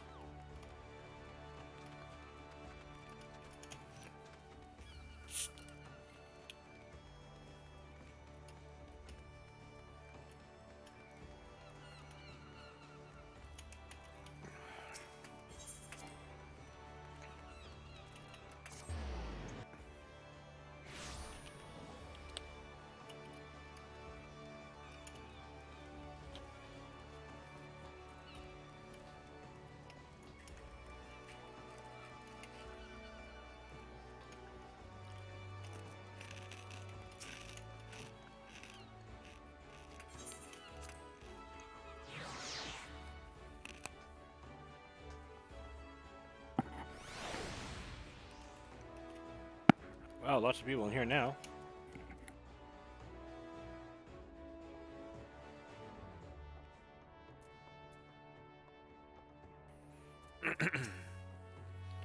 Been at work on that ship, Clalin. First blood is ours. How'd you take to fight in the sea?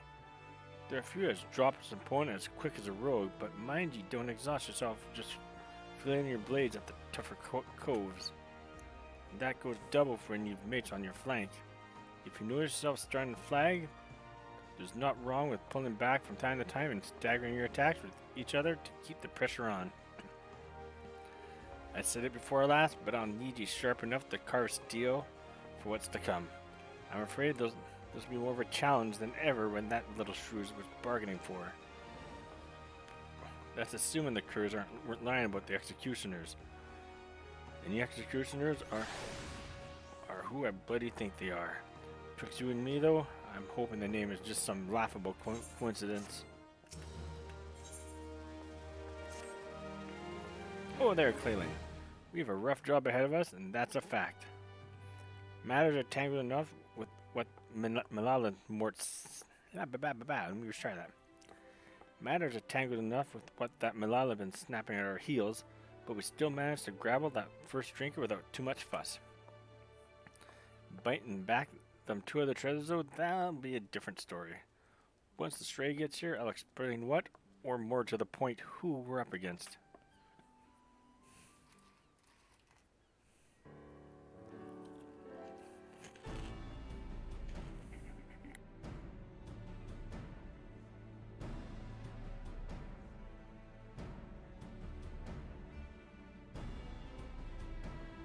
Alright, we've two bubbles left on the list. The Silver Sorrows and the Black Sarcophagus. Let's see where we're at. Oi, where's Pidium we got to? Underfoot? He's still looking to whittle that tail behind the bleeding sarcophagus. We'll not be calling that stickler until we release an inkling as to what the bloody thing looks like. Treasures aside, I've been doing some digging me own into these executioner allies of the grinning curs, and I'm afraid the name weren't no coincidence. Clalin, you've heard of the bloody executioners, I've hoped. It seems them curs was feeding them the fable of the nation's greatest pirate powers. This ain't no ordinary crew of cutthroats, lass. Within Limsa Lominsa, the bloody executioners wield a power and influence second only to the Admiral herself. They was none too fond of Merwib and her prohibition of piracy, and it was once the overwhelming threat posed by the Clalin Empire that would eventually convince them to play nice with the Thalassocracy. But pirates ain't one to play nice for long. Now that Hilfer ain't around to helm the ship, the solidarity of the bloody executioners has begun to show cracks. All the strongest captains and lieutenants have begun to form their own factions, and are scrabbling to claim the top chair for themselves. Of course, not one bloody cove can agree with another on which way the executioners ought to set sail. Among these new factions, though, is a group which was pushing to break free of the Admiral's grip completely. Turns out, these reformists, as they call themselves, was the ones as took the green curse under their wing. Which means they've got possession of the last two treasures we've yet to cloy. Rumors around town say that even for executioners, these codes are bloody and ruthless and not to be crossed. We should sit this one out, Jack. Piss on Malala's contest, it ain't worth this kind of grief. We'd be inviting the wrath of a crew so large and dangerous that even the Admiral ain't keen on coming to blows with them. If they ever came after us. If they ever came after us. Large or small, it don't much matter. They broke the code when they hit that maelstrom tub. Aye, the grinning curs are paying for that crime, but we'd be sodden excuses for rogues if we let the real culprits carry on unpunished.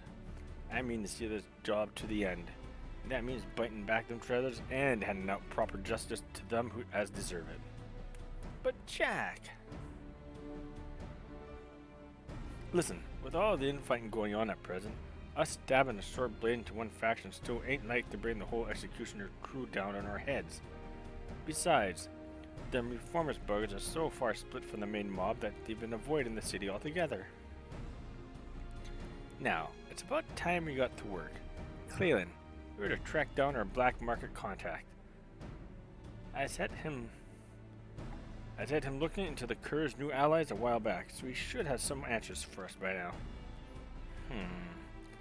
The veil was lifted by Southerling this morning. That'll put the old man at his haunt in Laurel and Nosha. Here, take this sack of blunt and pay a visit to the House of Sticks.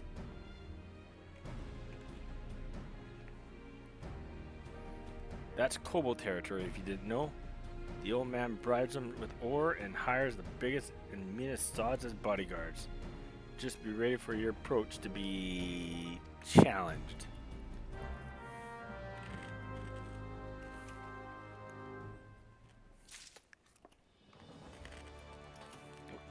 There's a door.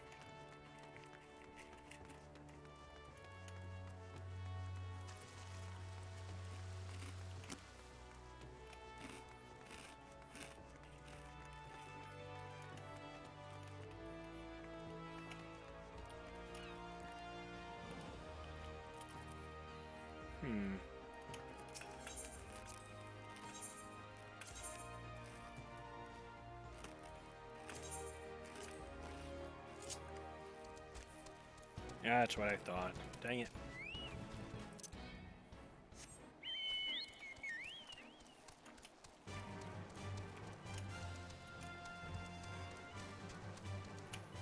That's fine, we'll just go our own way.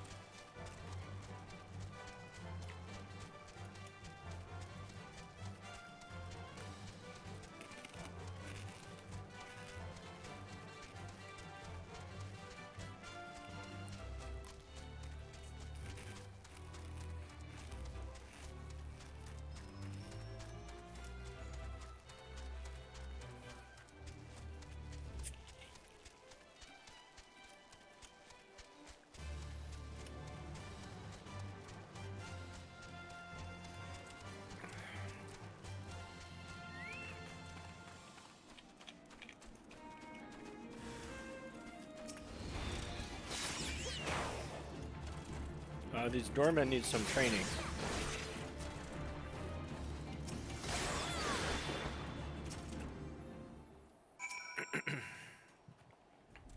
Welcome to the House of Sticks, young rogue. You must excuse my hirelings enthusiasm for greeting visitors.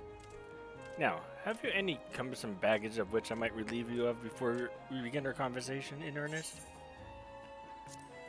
A leather bag containing what feels to be a substantial amount of gil. Shut it, Lena. Shut it. I thought that's the quickest way to get the lore in the no-show.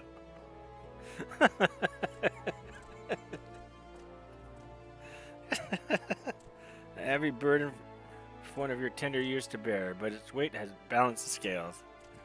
The sum is paid and the deal is made. Let us speak of these reformists. This faction that so wronged the code now seeks to peddle one of its stolen treasures, the earrings better known as the Silver Sorrows. The deal, it is said to take place at Costa de Sal. The buyer, a moneyed merchant from the golden sands of Ul'dah. The earrings will be out in the open, vulnerable. I would target the moment of transaction where I so inclined. As the gentleman up there by the cabin appears to be where he purchased the self-same information. Though he attempts to disguise his identity, the stench of a soldier yet lingers. I know not where one such as he came to learn of my existence, but I suspect he worked for a certain yellow-coated captain. Brave she is, but foolish. Stumble blindly into the underworld, and your groping hands will not save you from the holes at your feet. Sudden shall be her fall.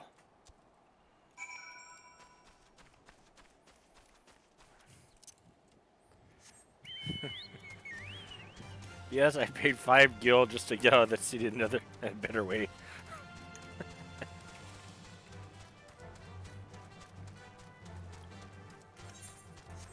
Whoa, where am I going?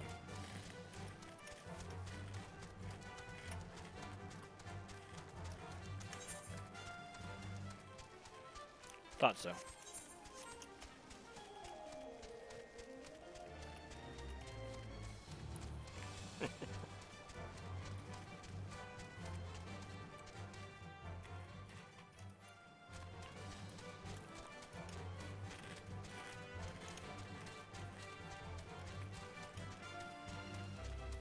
Suppose I should have paid that porter to go to Red Rooster's stead instead.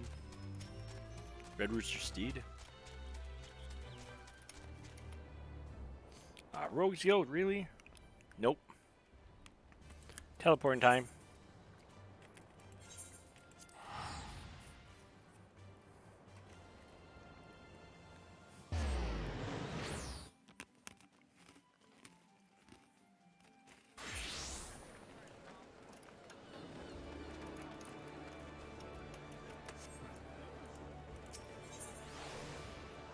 I don't know, Lena, my bum's getting quite the workout right now. I'm not sure if lazy would be a word for it.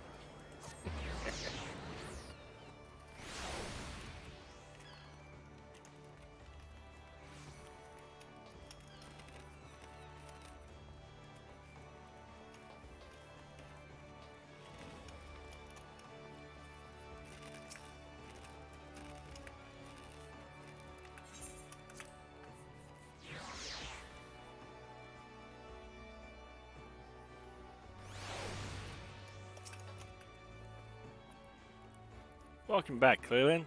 What information did the old man have on the reformists? Looking to upload the earrings, are they? To an Ul'dah, no less. Can't say I'm surprised to hear that buyers from out of town. You won't find many Lamentans willing to melt coin on not them codes are selling.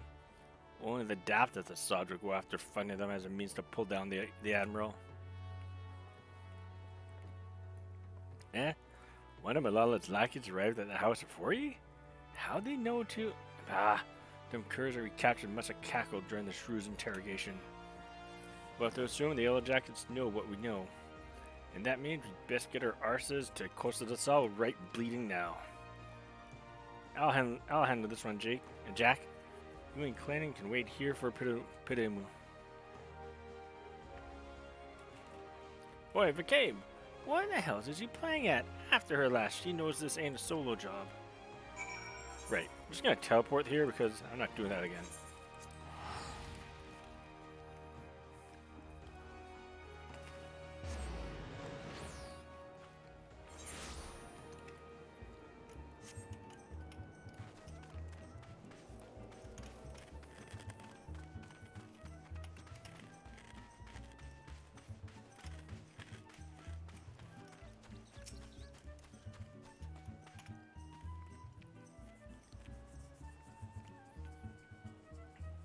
I told you to wait at the guild. I don't need... Well, it might be as I could use an extra mort in the shadows after all. Jack has a mindset on punishing the executioners, but me, I just want to skulk in, clear them silver bits, and skulk out. I reckon I can manage with no one the wiser when they wouldn't know who to come after. Finish the job without drawing me daggers, you know? It ain't exactly true to the code, but the shield of underworld honor won't stop them bloody killers from cutting me mates' throats and setting the sisters a glimmer. The guild's the only place would offer to take in a pirate stray like me, and I'll not see it burned to the ground. The deal's about to start. Say the word when you're bending to head in. Oh, what'd you say first? I missed that. Alright, here's what we know. The rich merchant which come over from Ulda is some old maiden master Uruju. The call is known. Bah! The style of talking is weird. It's different. It's just different. Alright, the rich merchant which come over from Ulda is some old friend of Master Ruju. The call as owns close to the Sol.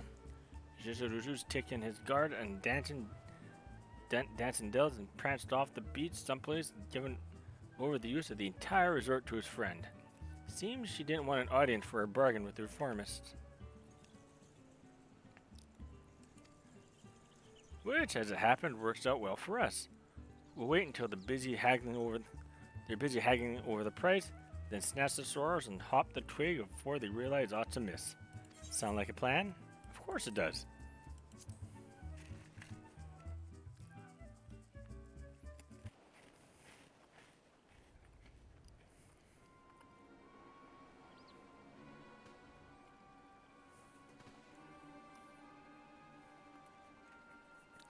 There! The players arrived, and the reformers coin counting and the Uldan buyer are setting up on the southeast platform. The earrings ought to be nearby. Hang about. Who are all these other culls? The place was meant to be empty. I see some nasty-looking blokes in Uldan garb, and are those mammoths? Ugh, that merchant brought along a whole bloody entourage. I've gone and got ahead of myself. I should have realized the job never be that easy. We'll have to mill a few of the bodyguards first, I reckon. You don't want to fight through the forest ablaze should you get caught sneaking up and on those narrow walkways. Jack, I thought I'd... Still your excuses, love. I know full well what you were about. You start going soft on us, though, and it'll be like losing one of me arms. I can't take on the bloody executioners all by myself. It's only because I got rogues like you and Underfoot and Clalin here that the guild take the jobs it does. When our coves walk in the shadows, it's the bleeding pirates that do the trembling. Remember that, McCabe. We ain't some two guild robbers what pissed their breeches when their dad was caught in a honeypot. We're the knives and the darkmans, and no bastard wants to go blade to blade with the likes of us. I see you've not changed your mind then. You'll need all the stabbers you can get, and I promise mine will be there when you need them. Bene, let's carve a path to that platform and bite back the earrings. McCabe, you hide yourself down by the docks in case the marks escape during the fighting.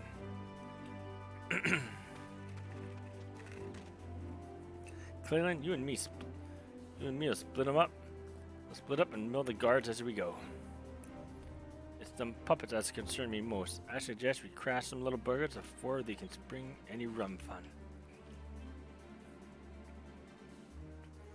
Keep in as close as you dare. Give them a good, solid clout from behind.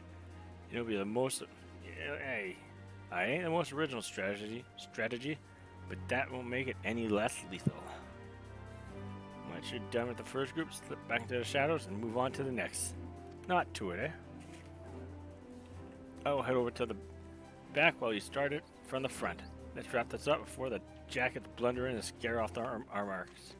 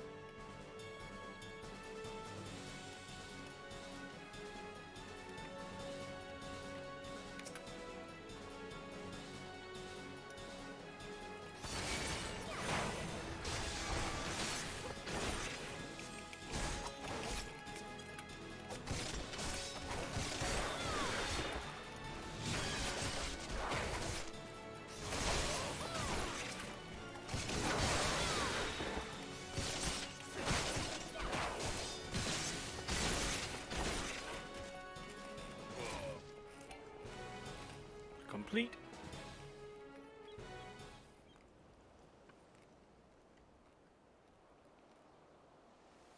Rogues! No one mentioned aught about rogues! What in the hell are you think you're doing? I'm conducting a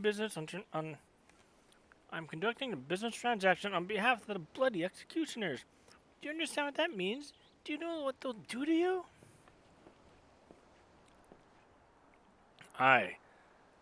I'm all affrighted. Odd then that you're the one who's shaken. Don't matter to me who you work for.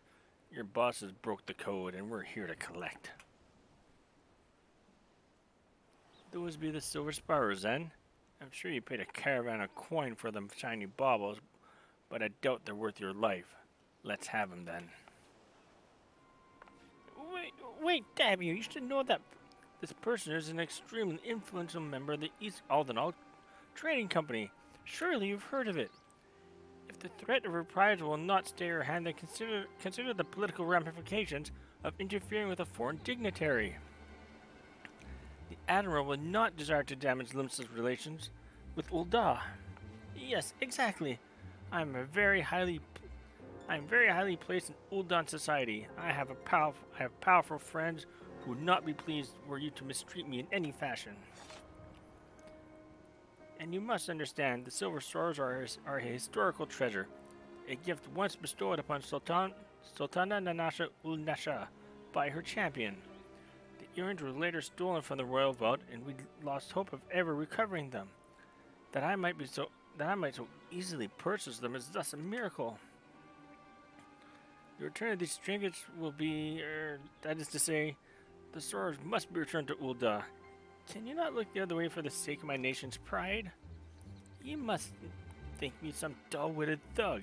If this deal is being made on behalf of your country, then why are you sneaking about and consorting with pirates? An excellent point. One might doubt your quality of character were you to continue with these feeble fabrications.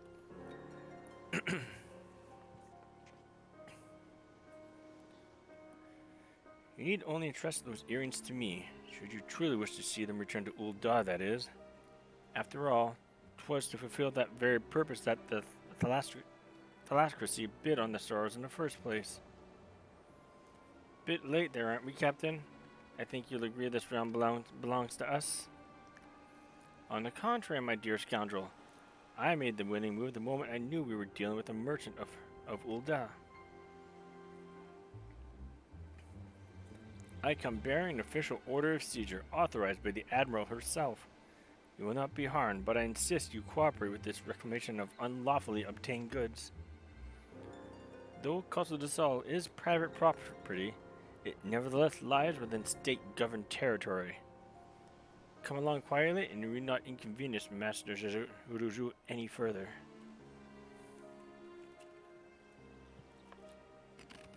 These suspects will be taken into Yellow Jacket custody. Do not concern yourself with the Silver Sorrows. They'll be quite safe with me.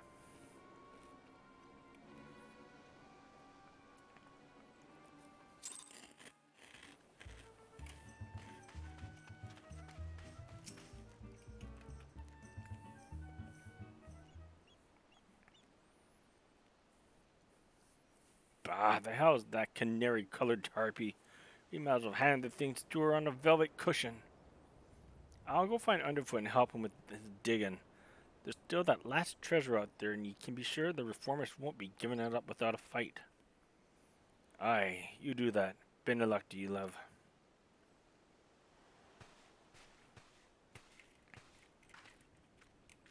Ah, there you are. You lass. You left before events had truly been decided, and I thought you deserved to know the score. The Ul'dah merchant has acquiesced to our request and surrendered the silver swords into our keeping. We've also apprehended the reformist accountant, and will be holding him for further questioning. Oh, Bonin an associate of the bloody executioners? You yellow jackets don't flinch from your duty, I'll give you that. And what's this I hear about you buying information, Captain? I thought you'd sooner die than associate with elements of the underworld. I'll do what I must to stay ahead in this challenge. That marketer's knowledge was vital to the case. 'Tis true I might find his practices distasteful, but he is no pirate. It is the fading era of piracy which I mean to consign to the history books, and that chapter will never be fully closed until every pirate spawned relic, including you and your guild, becomes a thing of the past. Valiant and forthright, these are the words by which the Yellow Jackets live. It is in the manner in which we protect Limsa Lominsa. I swore an oath on the graves of my sisters, no more shall the innocent suffer at the hands of these savage buccaneers, these unrepentant killers. And a grand oath it is. Me, I've got me fables just full keeping the code intact. But the code is a kind of oath too. When you get down to it. And since I've sworn to uphold it, I have no intention of stepping aside and letting you trample all over me and me cubs. In fact, you'd be better off giving in now before matters gets proper serious.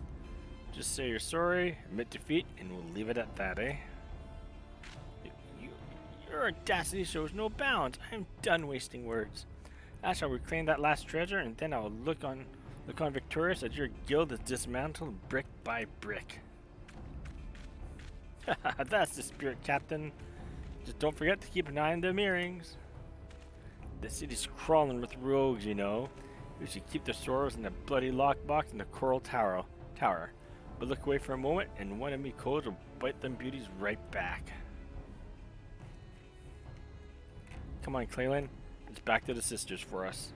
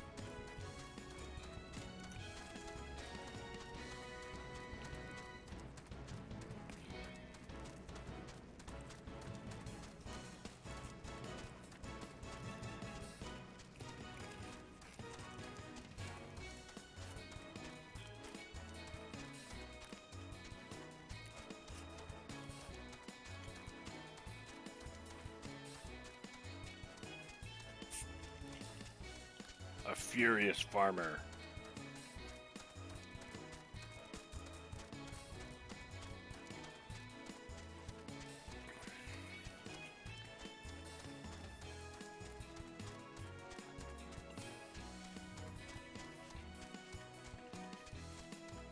Rouges! Oh no, Rouges!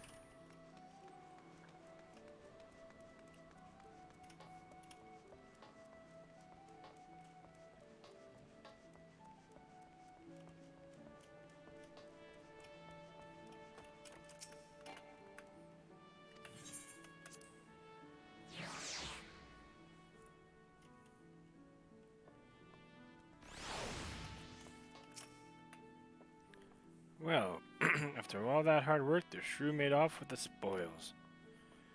And as far as her damn contest goes, I suppose that makes us even. It'll be the last treasure, this black sarcophagus that decides the victor.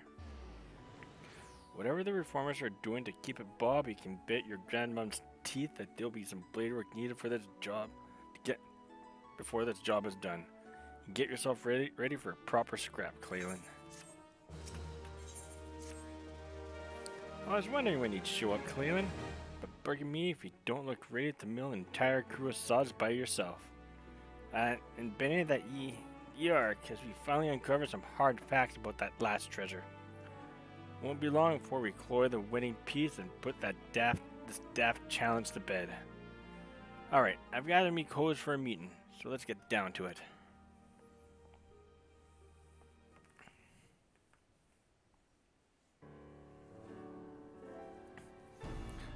At long bloody last, the last sarcophagus has given up its secrets. Underfoot, you've some news for us? Aye, Jack. I think our troubles in whittling the truth of it lay in calling this nasty thing a treasure. The black sarcophagus ain't no dimple bobber. It's the Mark 51 Magitech mine, a bleeding prototype explosive that was bitten from an Imperial transport vessel. Even though it ain't that big, maybe the size of a small cargo box, they say the blasts have enough kick to incinerate a bloody behemoth. Seems the Garland is meant to start producing at their factory in Lenosha, then distribute the mine through Catcham Marinum. Luckily, some plucky privateer coined the prototype en route then, eh? An experimental weapon? That explains why the Thalasterkey was so bleeding eager to bid at that auction. Ain't so reluctant to share the details with us.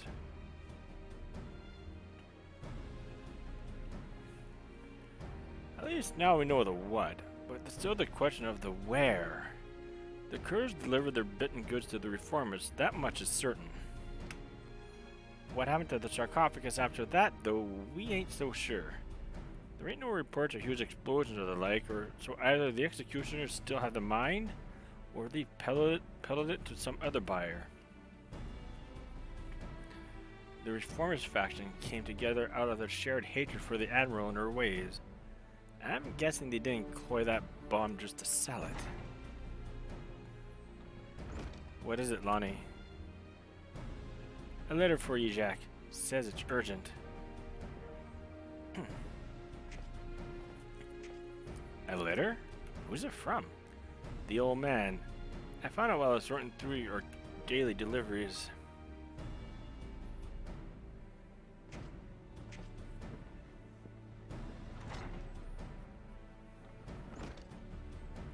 Let's see now. Come to Thaleos. I have urgent news. I'd never known the old man to summon a customer. No one's seen him at his usual haunts for a while. So do you reckon some rum's morsel he's dug up? Do you reckon that's some rum morsel he's dug up just for us? Aye, it could be. Clalin, you and me head to Thaleos. On foot, Vacabe, you're to take another stab at pinning down the location of the sarcophagus.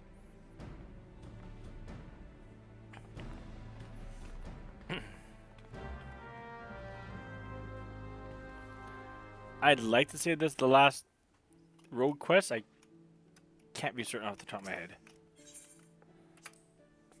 I think there might have been another one.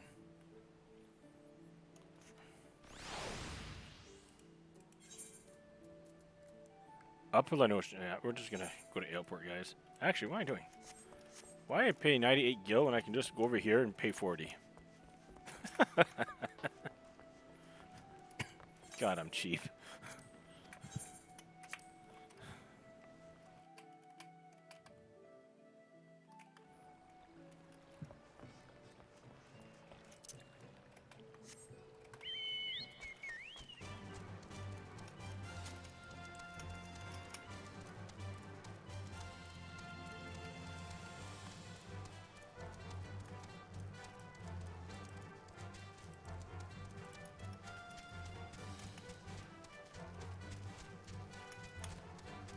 Yes, save 50 gil.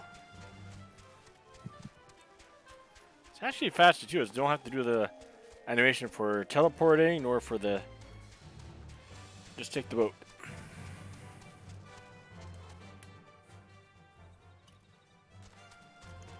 Where boots is that guy?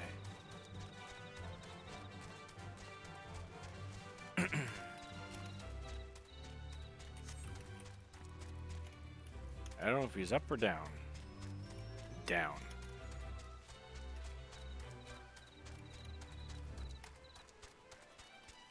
He dead.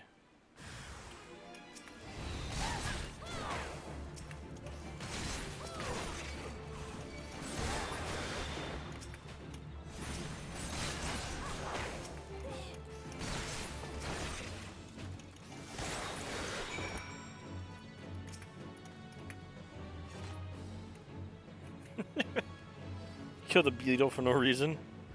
Oh no, there's a kobold.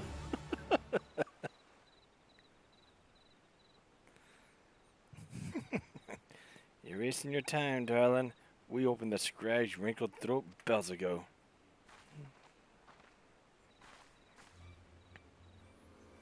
You cross the bloody executioners and then get what's coming to you. Did you like our message? We wasn't sure you'd fall for it, but a little mystery goes a long way, eh? Aw, now don't be like that, darling. Me and my mates didn't have much choice. When the boss says go play with the rogues, then we gotta go play with the rogues. After all, we never asked you to come ruin our game now, did we? And don't give me no long-winded speech about your precious code. The Reformer's vision stretches far beyond what them tired old rules is good for. Once Captain Ashtabir takes command of the executioners, he'll give back the teeth we lost when we submitted to the Admiral's leash. We'll be the terrors of the sea once more, free to rove and plunder in a new age of pirate glory. And I'll bathe in blood to see that age come to pass. I'll kick your shite stinking code and have your sneaky heads off on the chopping block. Like hells you will. The only sentence what's being passed today is yours. Well, hello there, darling. Ain't you a fine-looking lad? I've heard all this prattle before. Free to pillage and plunder, is it? Aye, it all sounds good, but you don't think of the price. That shite stinking code is the only thing that keeps you bloody codes from milling one another. Without it, without Lindsay Lamentia to call home, you'd be adrift in the sea of quarrons. But if you're so keen to keep company with the dead, I'll be sodden happy to oblige. You was prettier. You was prettier with your gob shut. Now I can see I'm out of my depths here. As much as I like to lop off your noggins, I have to be satisfied with dragging the two of you out in the wilds. Keep you well out of the way, haven't I? Out with it then. Isn't it obvious? You stubborn crag is looking to swipe our new toy, and my job was to stall ye. The captain has a mind with him right now. He's set to show the rest of the executioners that he's got the stones to sit in the leader's chair. And what better way to do that than executing the bitch that snapped the change on our crew? He's targeting the Admiral herself. You're planning to blow up the command room, ain't he? Aye. You have me permission to panic. Of course, I'd rather steer clear of the city. I'd be glad to keep your company right here, sweet meat. What the hell? He was just waiting for me to finish talking? What a very considerate kobold. Here, just for that, you get the broom to get out of here.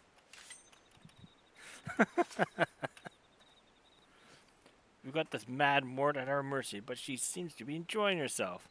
I'd better drag her back to the guild and see what other information she'll spill. I'll need you back in Linza as well, but we've business at the formats first. You should find Captain Milala at her post there. Forget about the Sodden challenge and tell her everything we know. Unless my judgment's off kilter, she'll do what needs to be done. What a considerate kobold that was, waiting for me to finish talking. Just so he can smack me. Alright, this ring gonna teleport this time.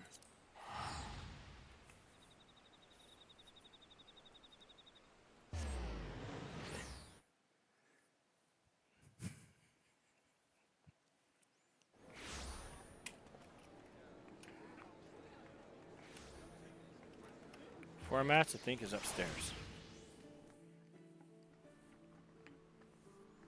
Or not. Where are you? Really?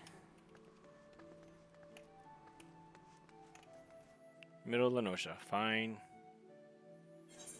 Shot at you. From where I was, that part upper Lenosha, there was no chocobo up there. Except for when I have to drive it myself.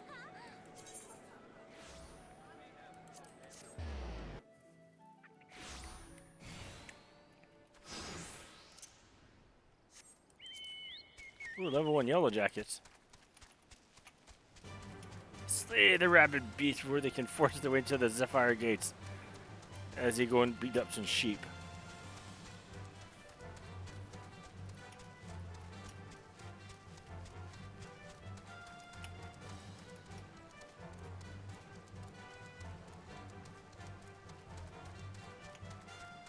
Yeah, I could have.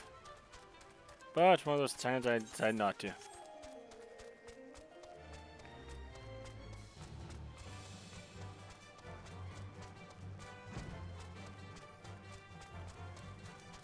Go over here.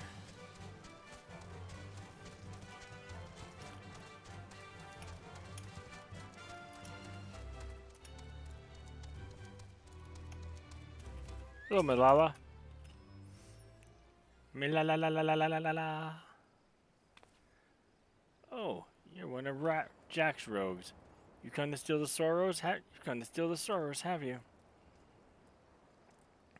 Well, you shan't have them. As you can see, they're safely clasped upon my own. You're not here for the earrings?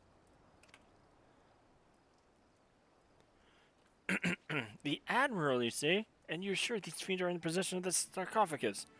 I must deploy more sentries at once. Do not think this Voyager a challenge, Rogue, and you can relay as much to your impotent guildmaster. I suppose you can thank him for the warning as well.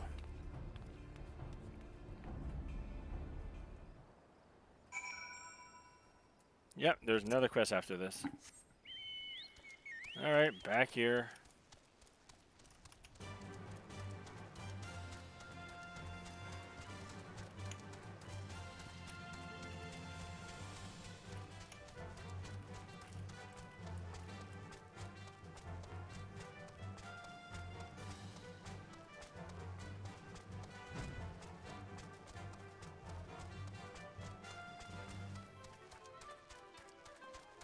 Excuse me.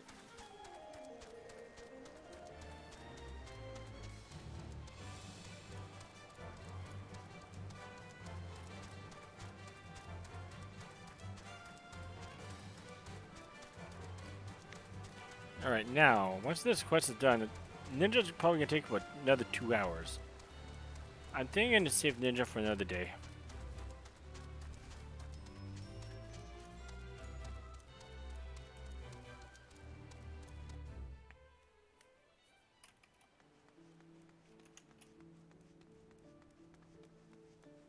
Just due to the sheer length that took this to get to here.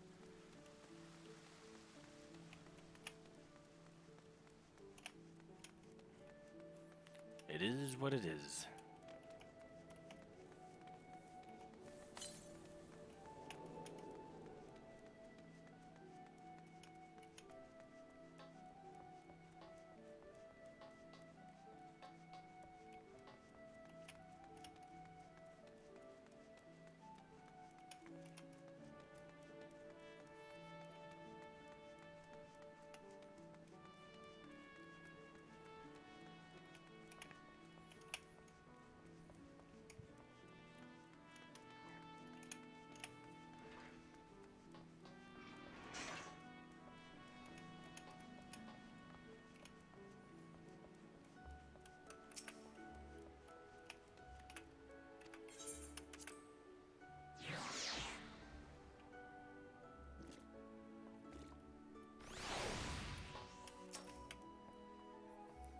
So the jackets are on the move. Bene. I've been listening to that adult pirate cackle since I got her back to the sisters, but she's giving us not what we didn't already know. And we know more than enough. I say we rally the rogues and go after that mine before it blows up in our muns. This here should be the last rogue quest. Let's go.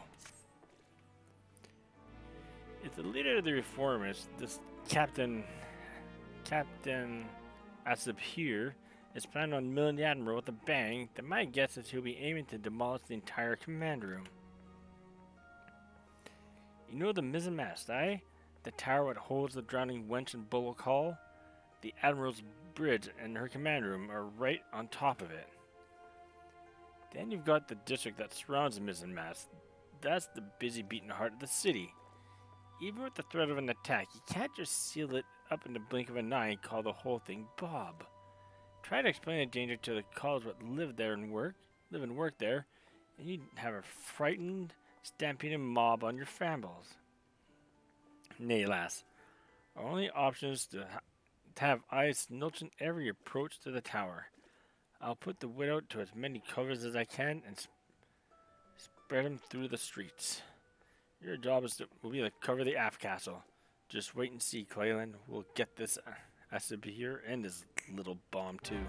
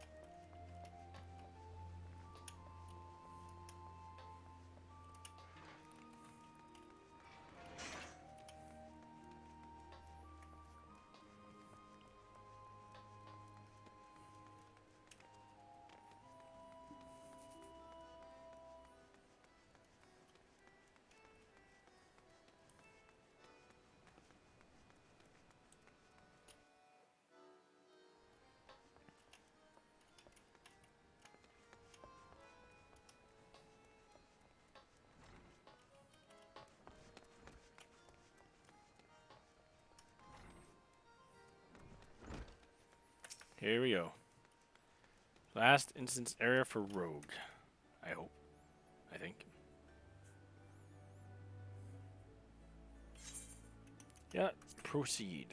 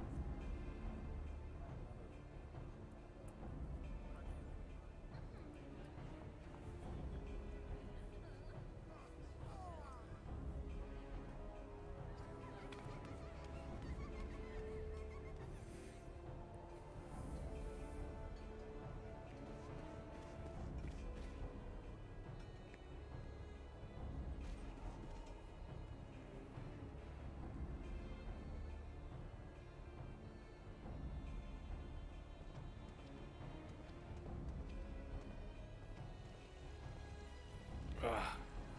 The fog picked a grand night to roll in thick. That'll make things interesting.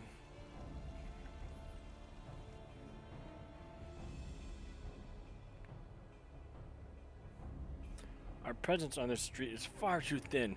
Where are the reinforcements I ordered? My apologies, Captain. There just aren't many more soldiers to spare.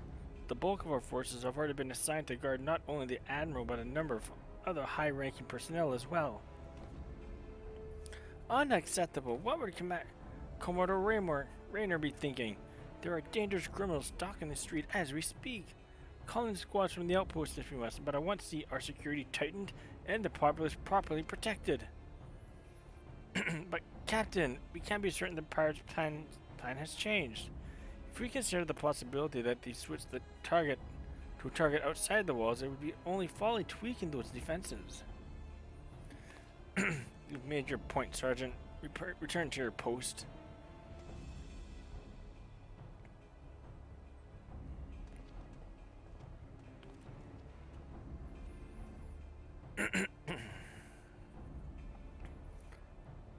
Once all is lost, it is far too late to question what one should have done.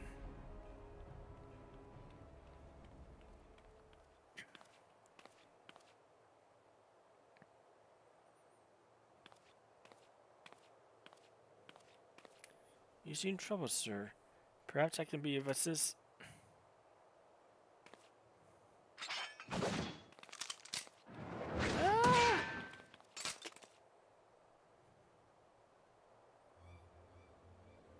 Been dying to meet you, lass.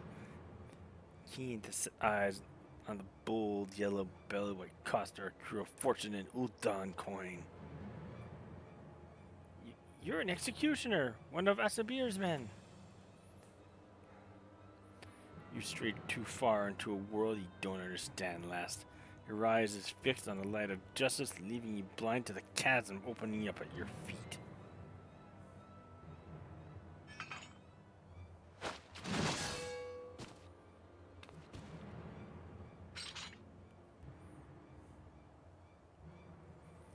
At least they'll say you died with your boots on.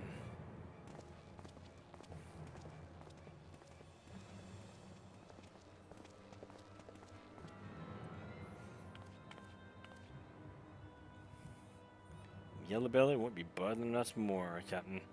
As for the mine, the lads will have her primed in front of the wench by the time you get there. Good.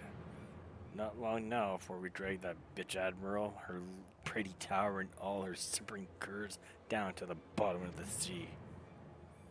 Then I'll raise our flag on the ruins of the mizzenmast and lead our brethren in a return to the old ways of blood and plunder.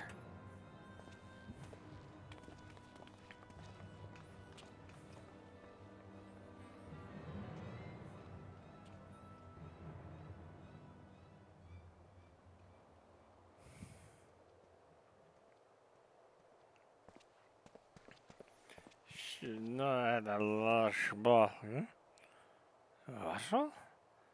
The wife is gonna kill me. Eh? What's that then?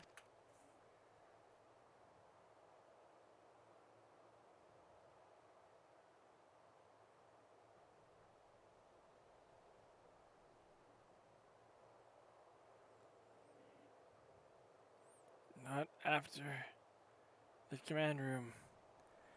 They mean to bring down the entire tower. If the mizmatch falls, the bridges will follow. Half the city will.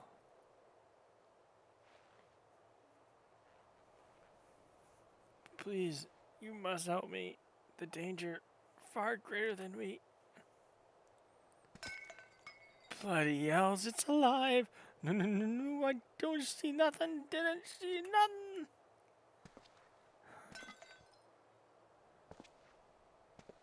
Please, you must send word.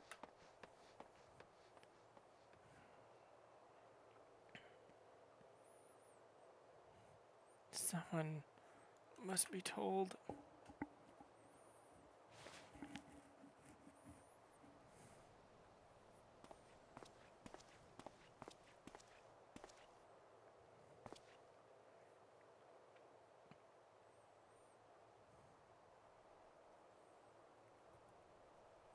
You, how did you? Your valiant and forthright weapon. You could hear that single pistol shot from miles away. Wouldn't hard to guess what happened.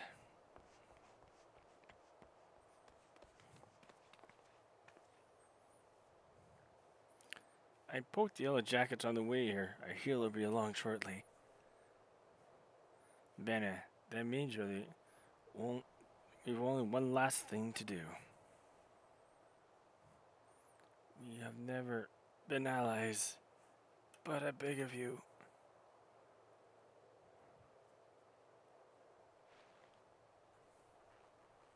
You must stop them. Save the city. Ah, lass, you know you didn't need to ask. Taking down my cause and biting back what's bidden is our job.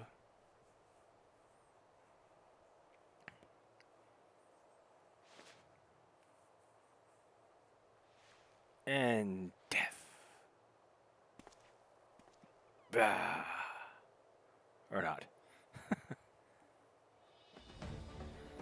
You all set then? Ready, Jack.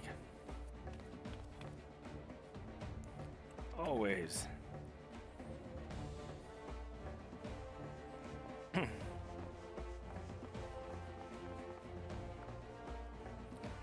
Let's go clear that sarcophagus and fit us over here for a new coffin.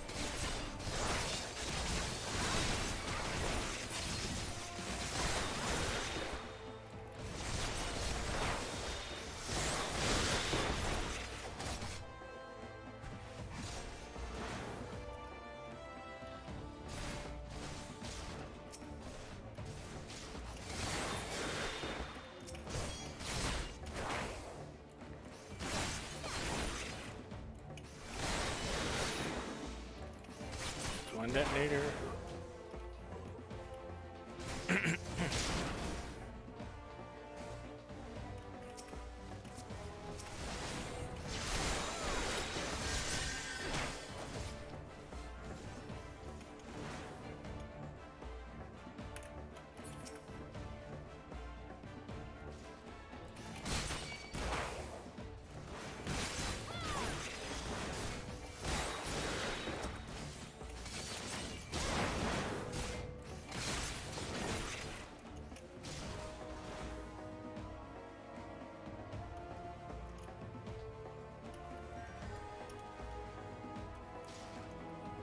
Oh shoot, 90 seconds?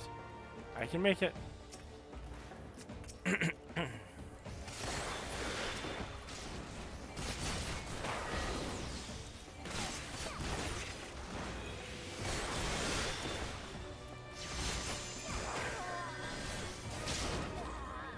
we go.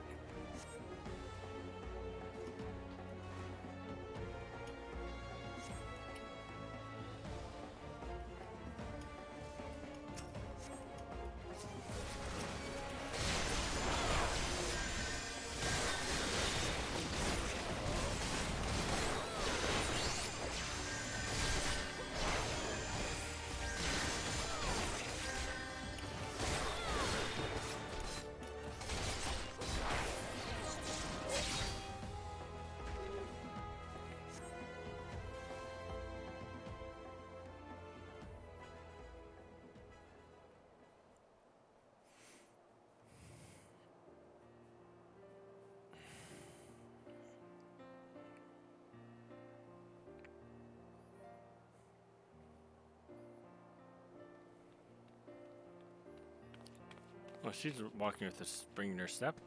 Status report. The mines have been disabled, and the engineers should soon have it safely removed. Our soldiers have sustained some injury in the battle with the reformers, but none were fatal. Also, the Admiral sends her sincerest gratitude.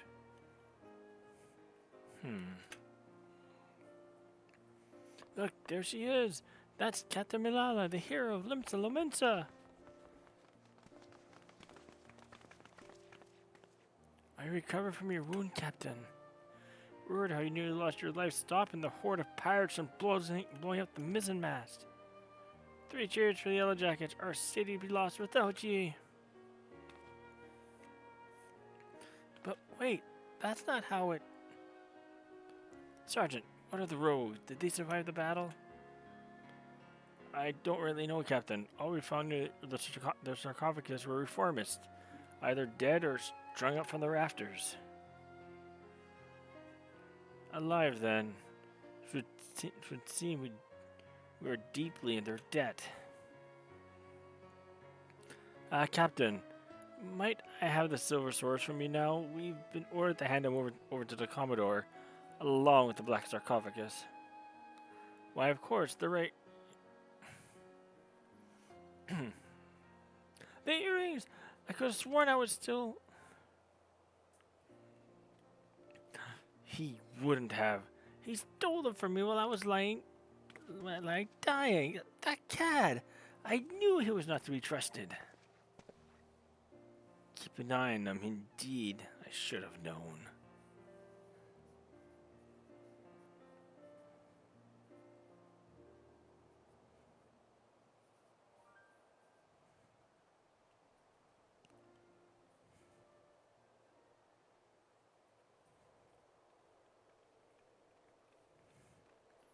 Are you sure about this, Jack? We should have cloyed that sarcophagus as well. I think she's earned it, don't you? If it bothers you that much, think of it as a trade. If you ask me, they look a bit daft. Well, I didn't ask ye. So the jackets ended up at the mine and we got the diamond in the earring, which means victory belongs to the Rogues Guild. You don't think Malala will leave it at that, then? I get the feeling we ain't done with her yet. I'd say we're done with her challenge, but you never know when our paths will cross again. We'll just have to see what Limsa's underbelly spits up next. Aye, this city ain't ever quiet for long. Well, it's been a pleasure working with you, Clalin. If I ever need a trusty pair of stabbers by me side, I'll know who to ask. I'm off as well. Bloody starving I am. Don't forget to waffle a bite when you can, eh, Clalin? We'd best head back to the sisters too, before the shrew decides she'd rather hear us cry cockles.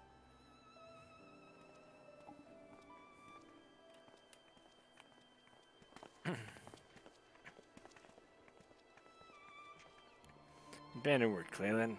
Be seeing you soon.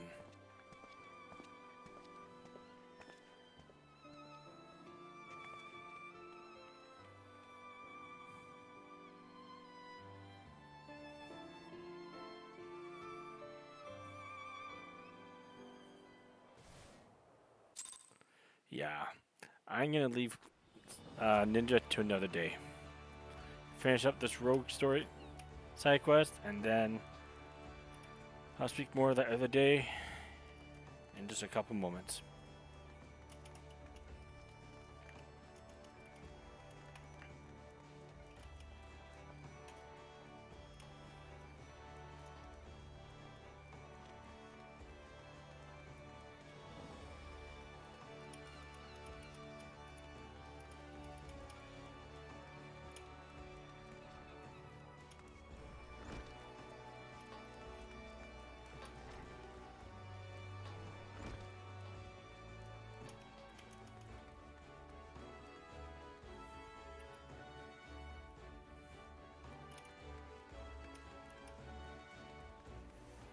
All right.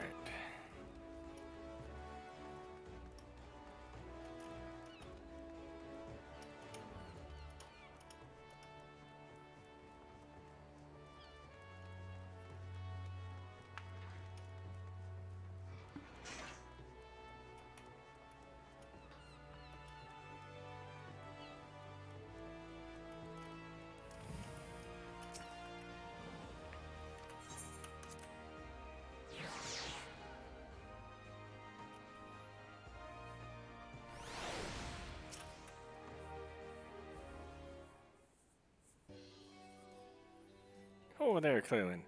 It'd be nice to finally have a bit of rest, eh? The job never ends, and even a dimmer damber like myself needs a breather every now and then. And your adventuring mates must be wondering where you've got to. That was a proper long assignment, but I'm glad you decided to see it through.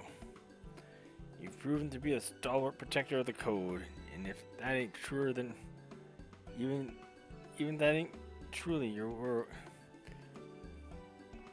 You've proven to be a stalwart protector of the code. Even that ain't truly your world. When you walk back into the Lightsman, you'll have to find your own code to uphold.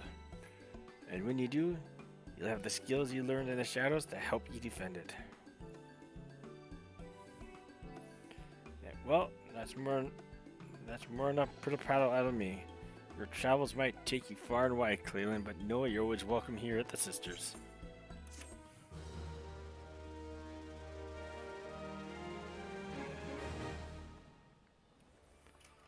And that, my friends, is the end of the rogue storyline for Final Fantasy XIV's A Realm Reborn. That took much longer than I anticipated it would take, and given the time it takes, I'm going to assume that it's going to take at least another 2 hours to finish up the ninja storyline from start to finish. And unfortunately, I do have work early morning. It is Monday, and early work tends to come early. So I'm going to pick this up in a couple days' time. I will not be online until Wednesday at the earliest. If I am online, it will be to do something else, stream something else, as I will not have time to. Well, it'll take 2 hours, and next couple days it's time with my family, and work, and school. Well, not my school, but yeah. Nonetheless, I'll be back on Wednesday. So until then, take care. Take care of yourselves. Have yourselves a great night. And before we go, let's raid somebody today. I've not raided someone in. I meant to raid last night, but something happened. But it is what it is. Let's see. Back to Twitch. Let's see. Who can we raid today? Who is available who wants to get raided?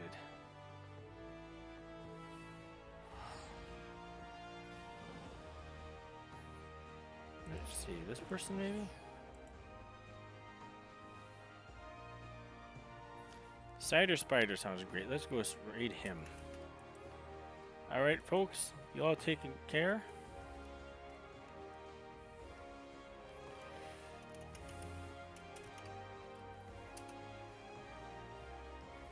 And you all have a very, very good night. Later.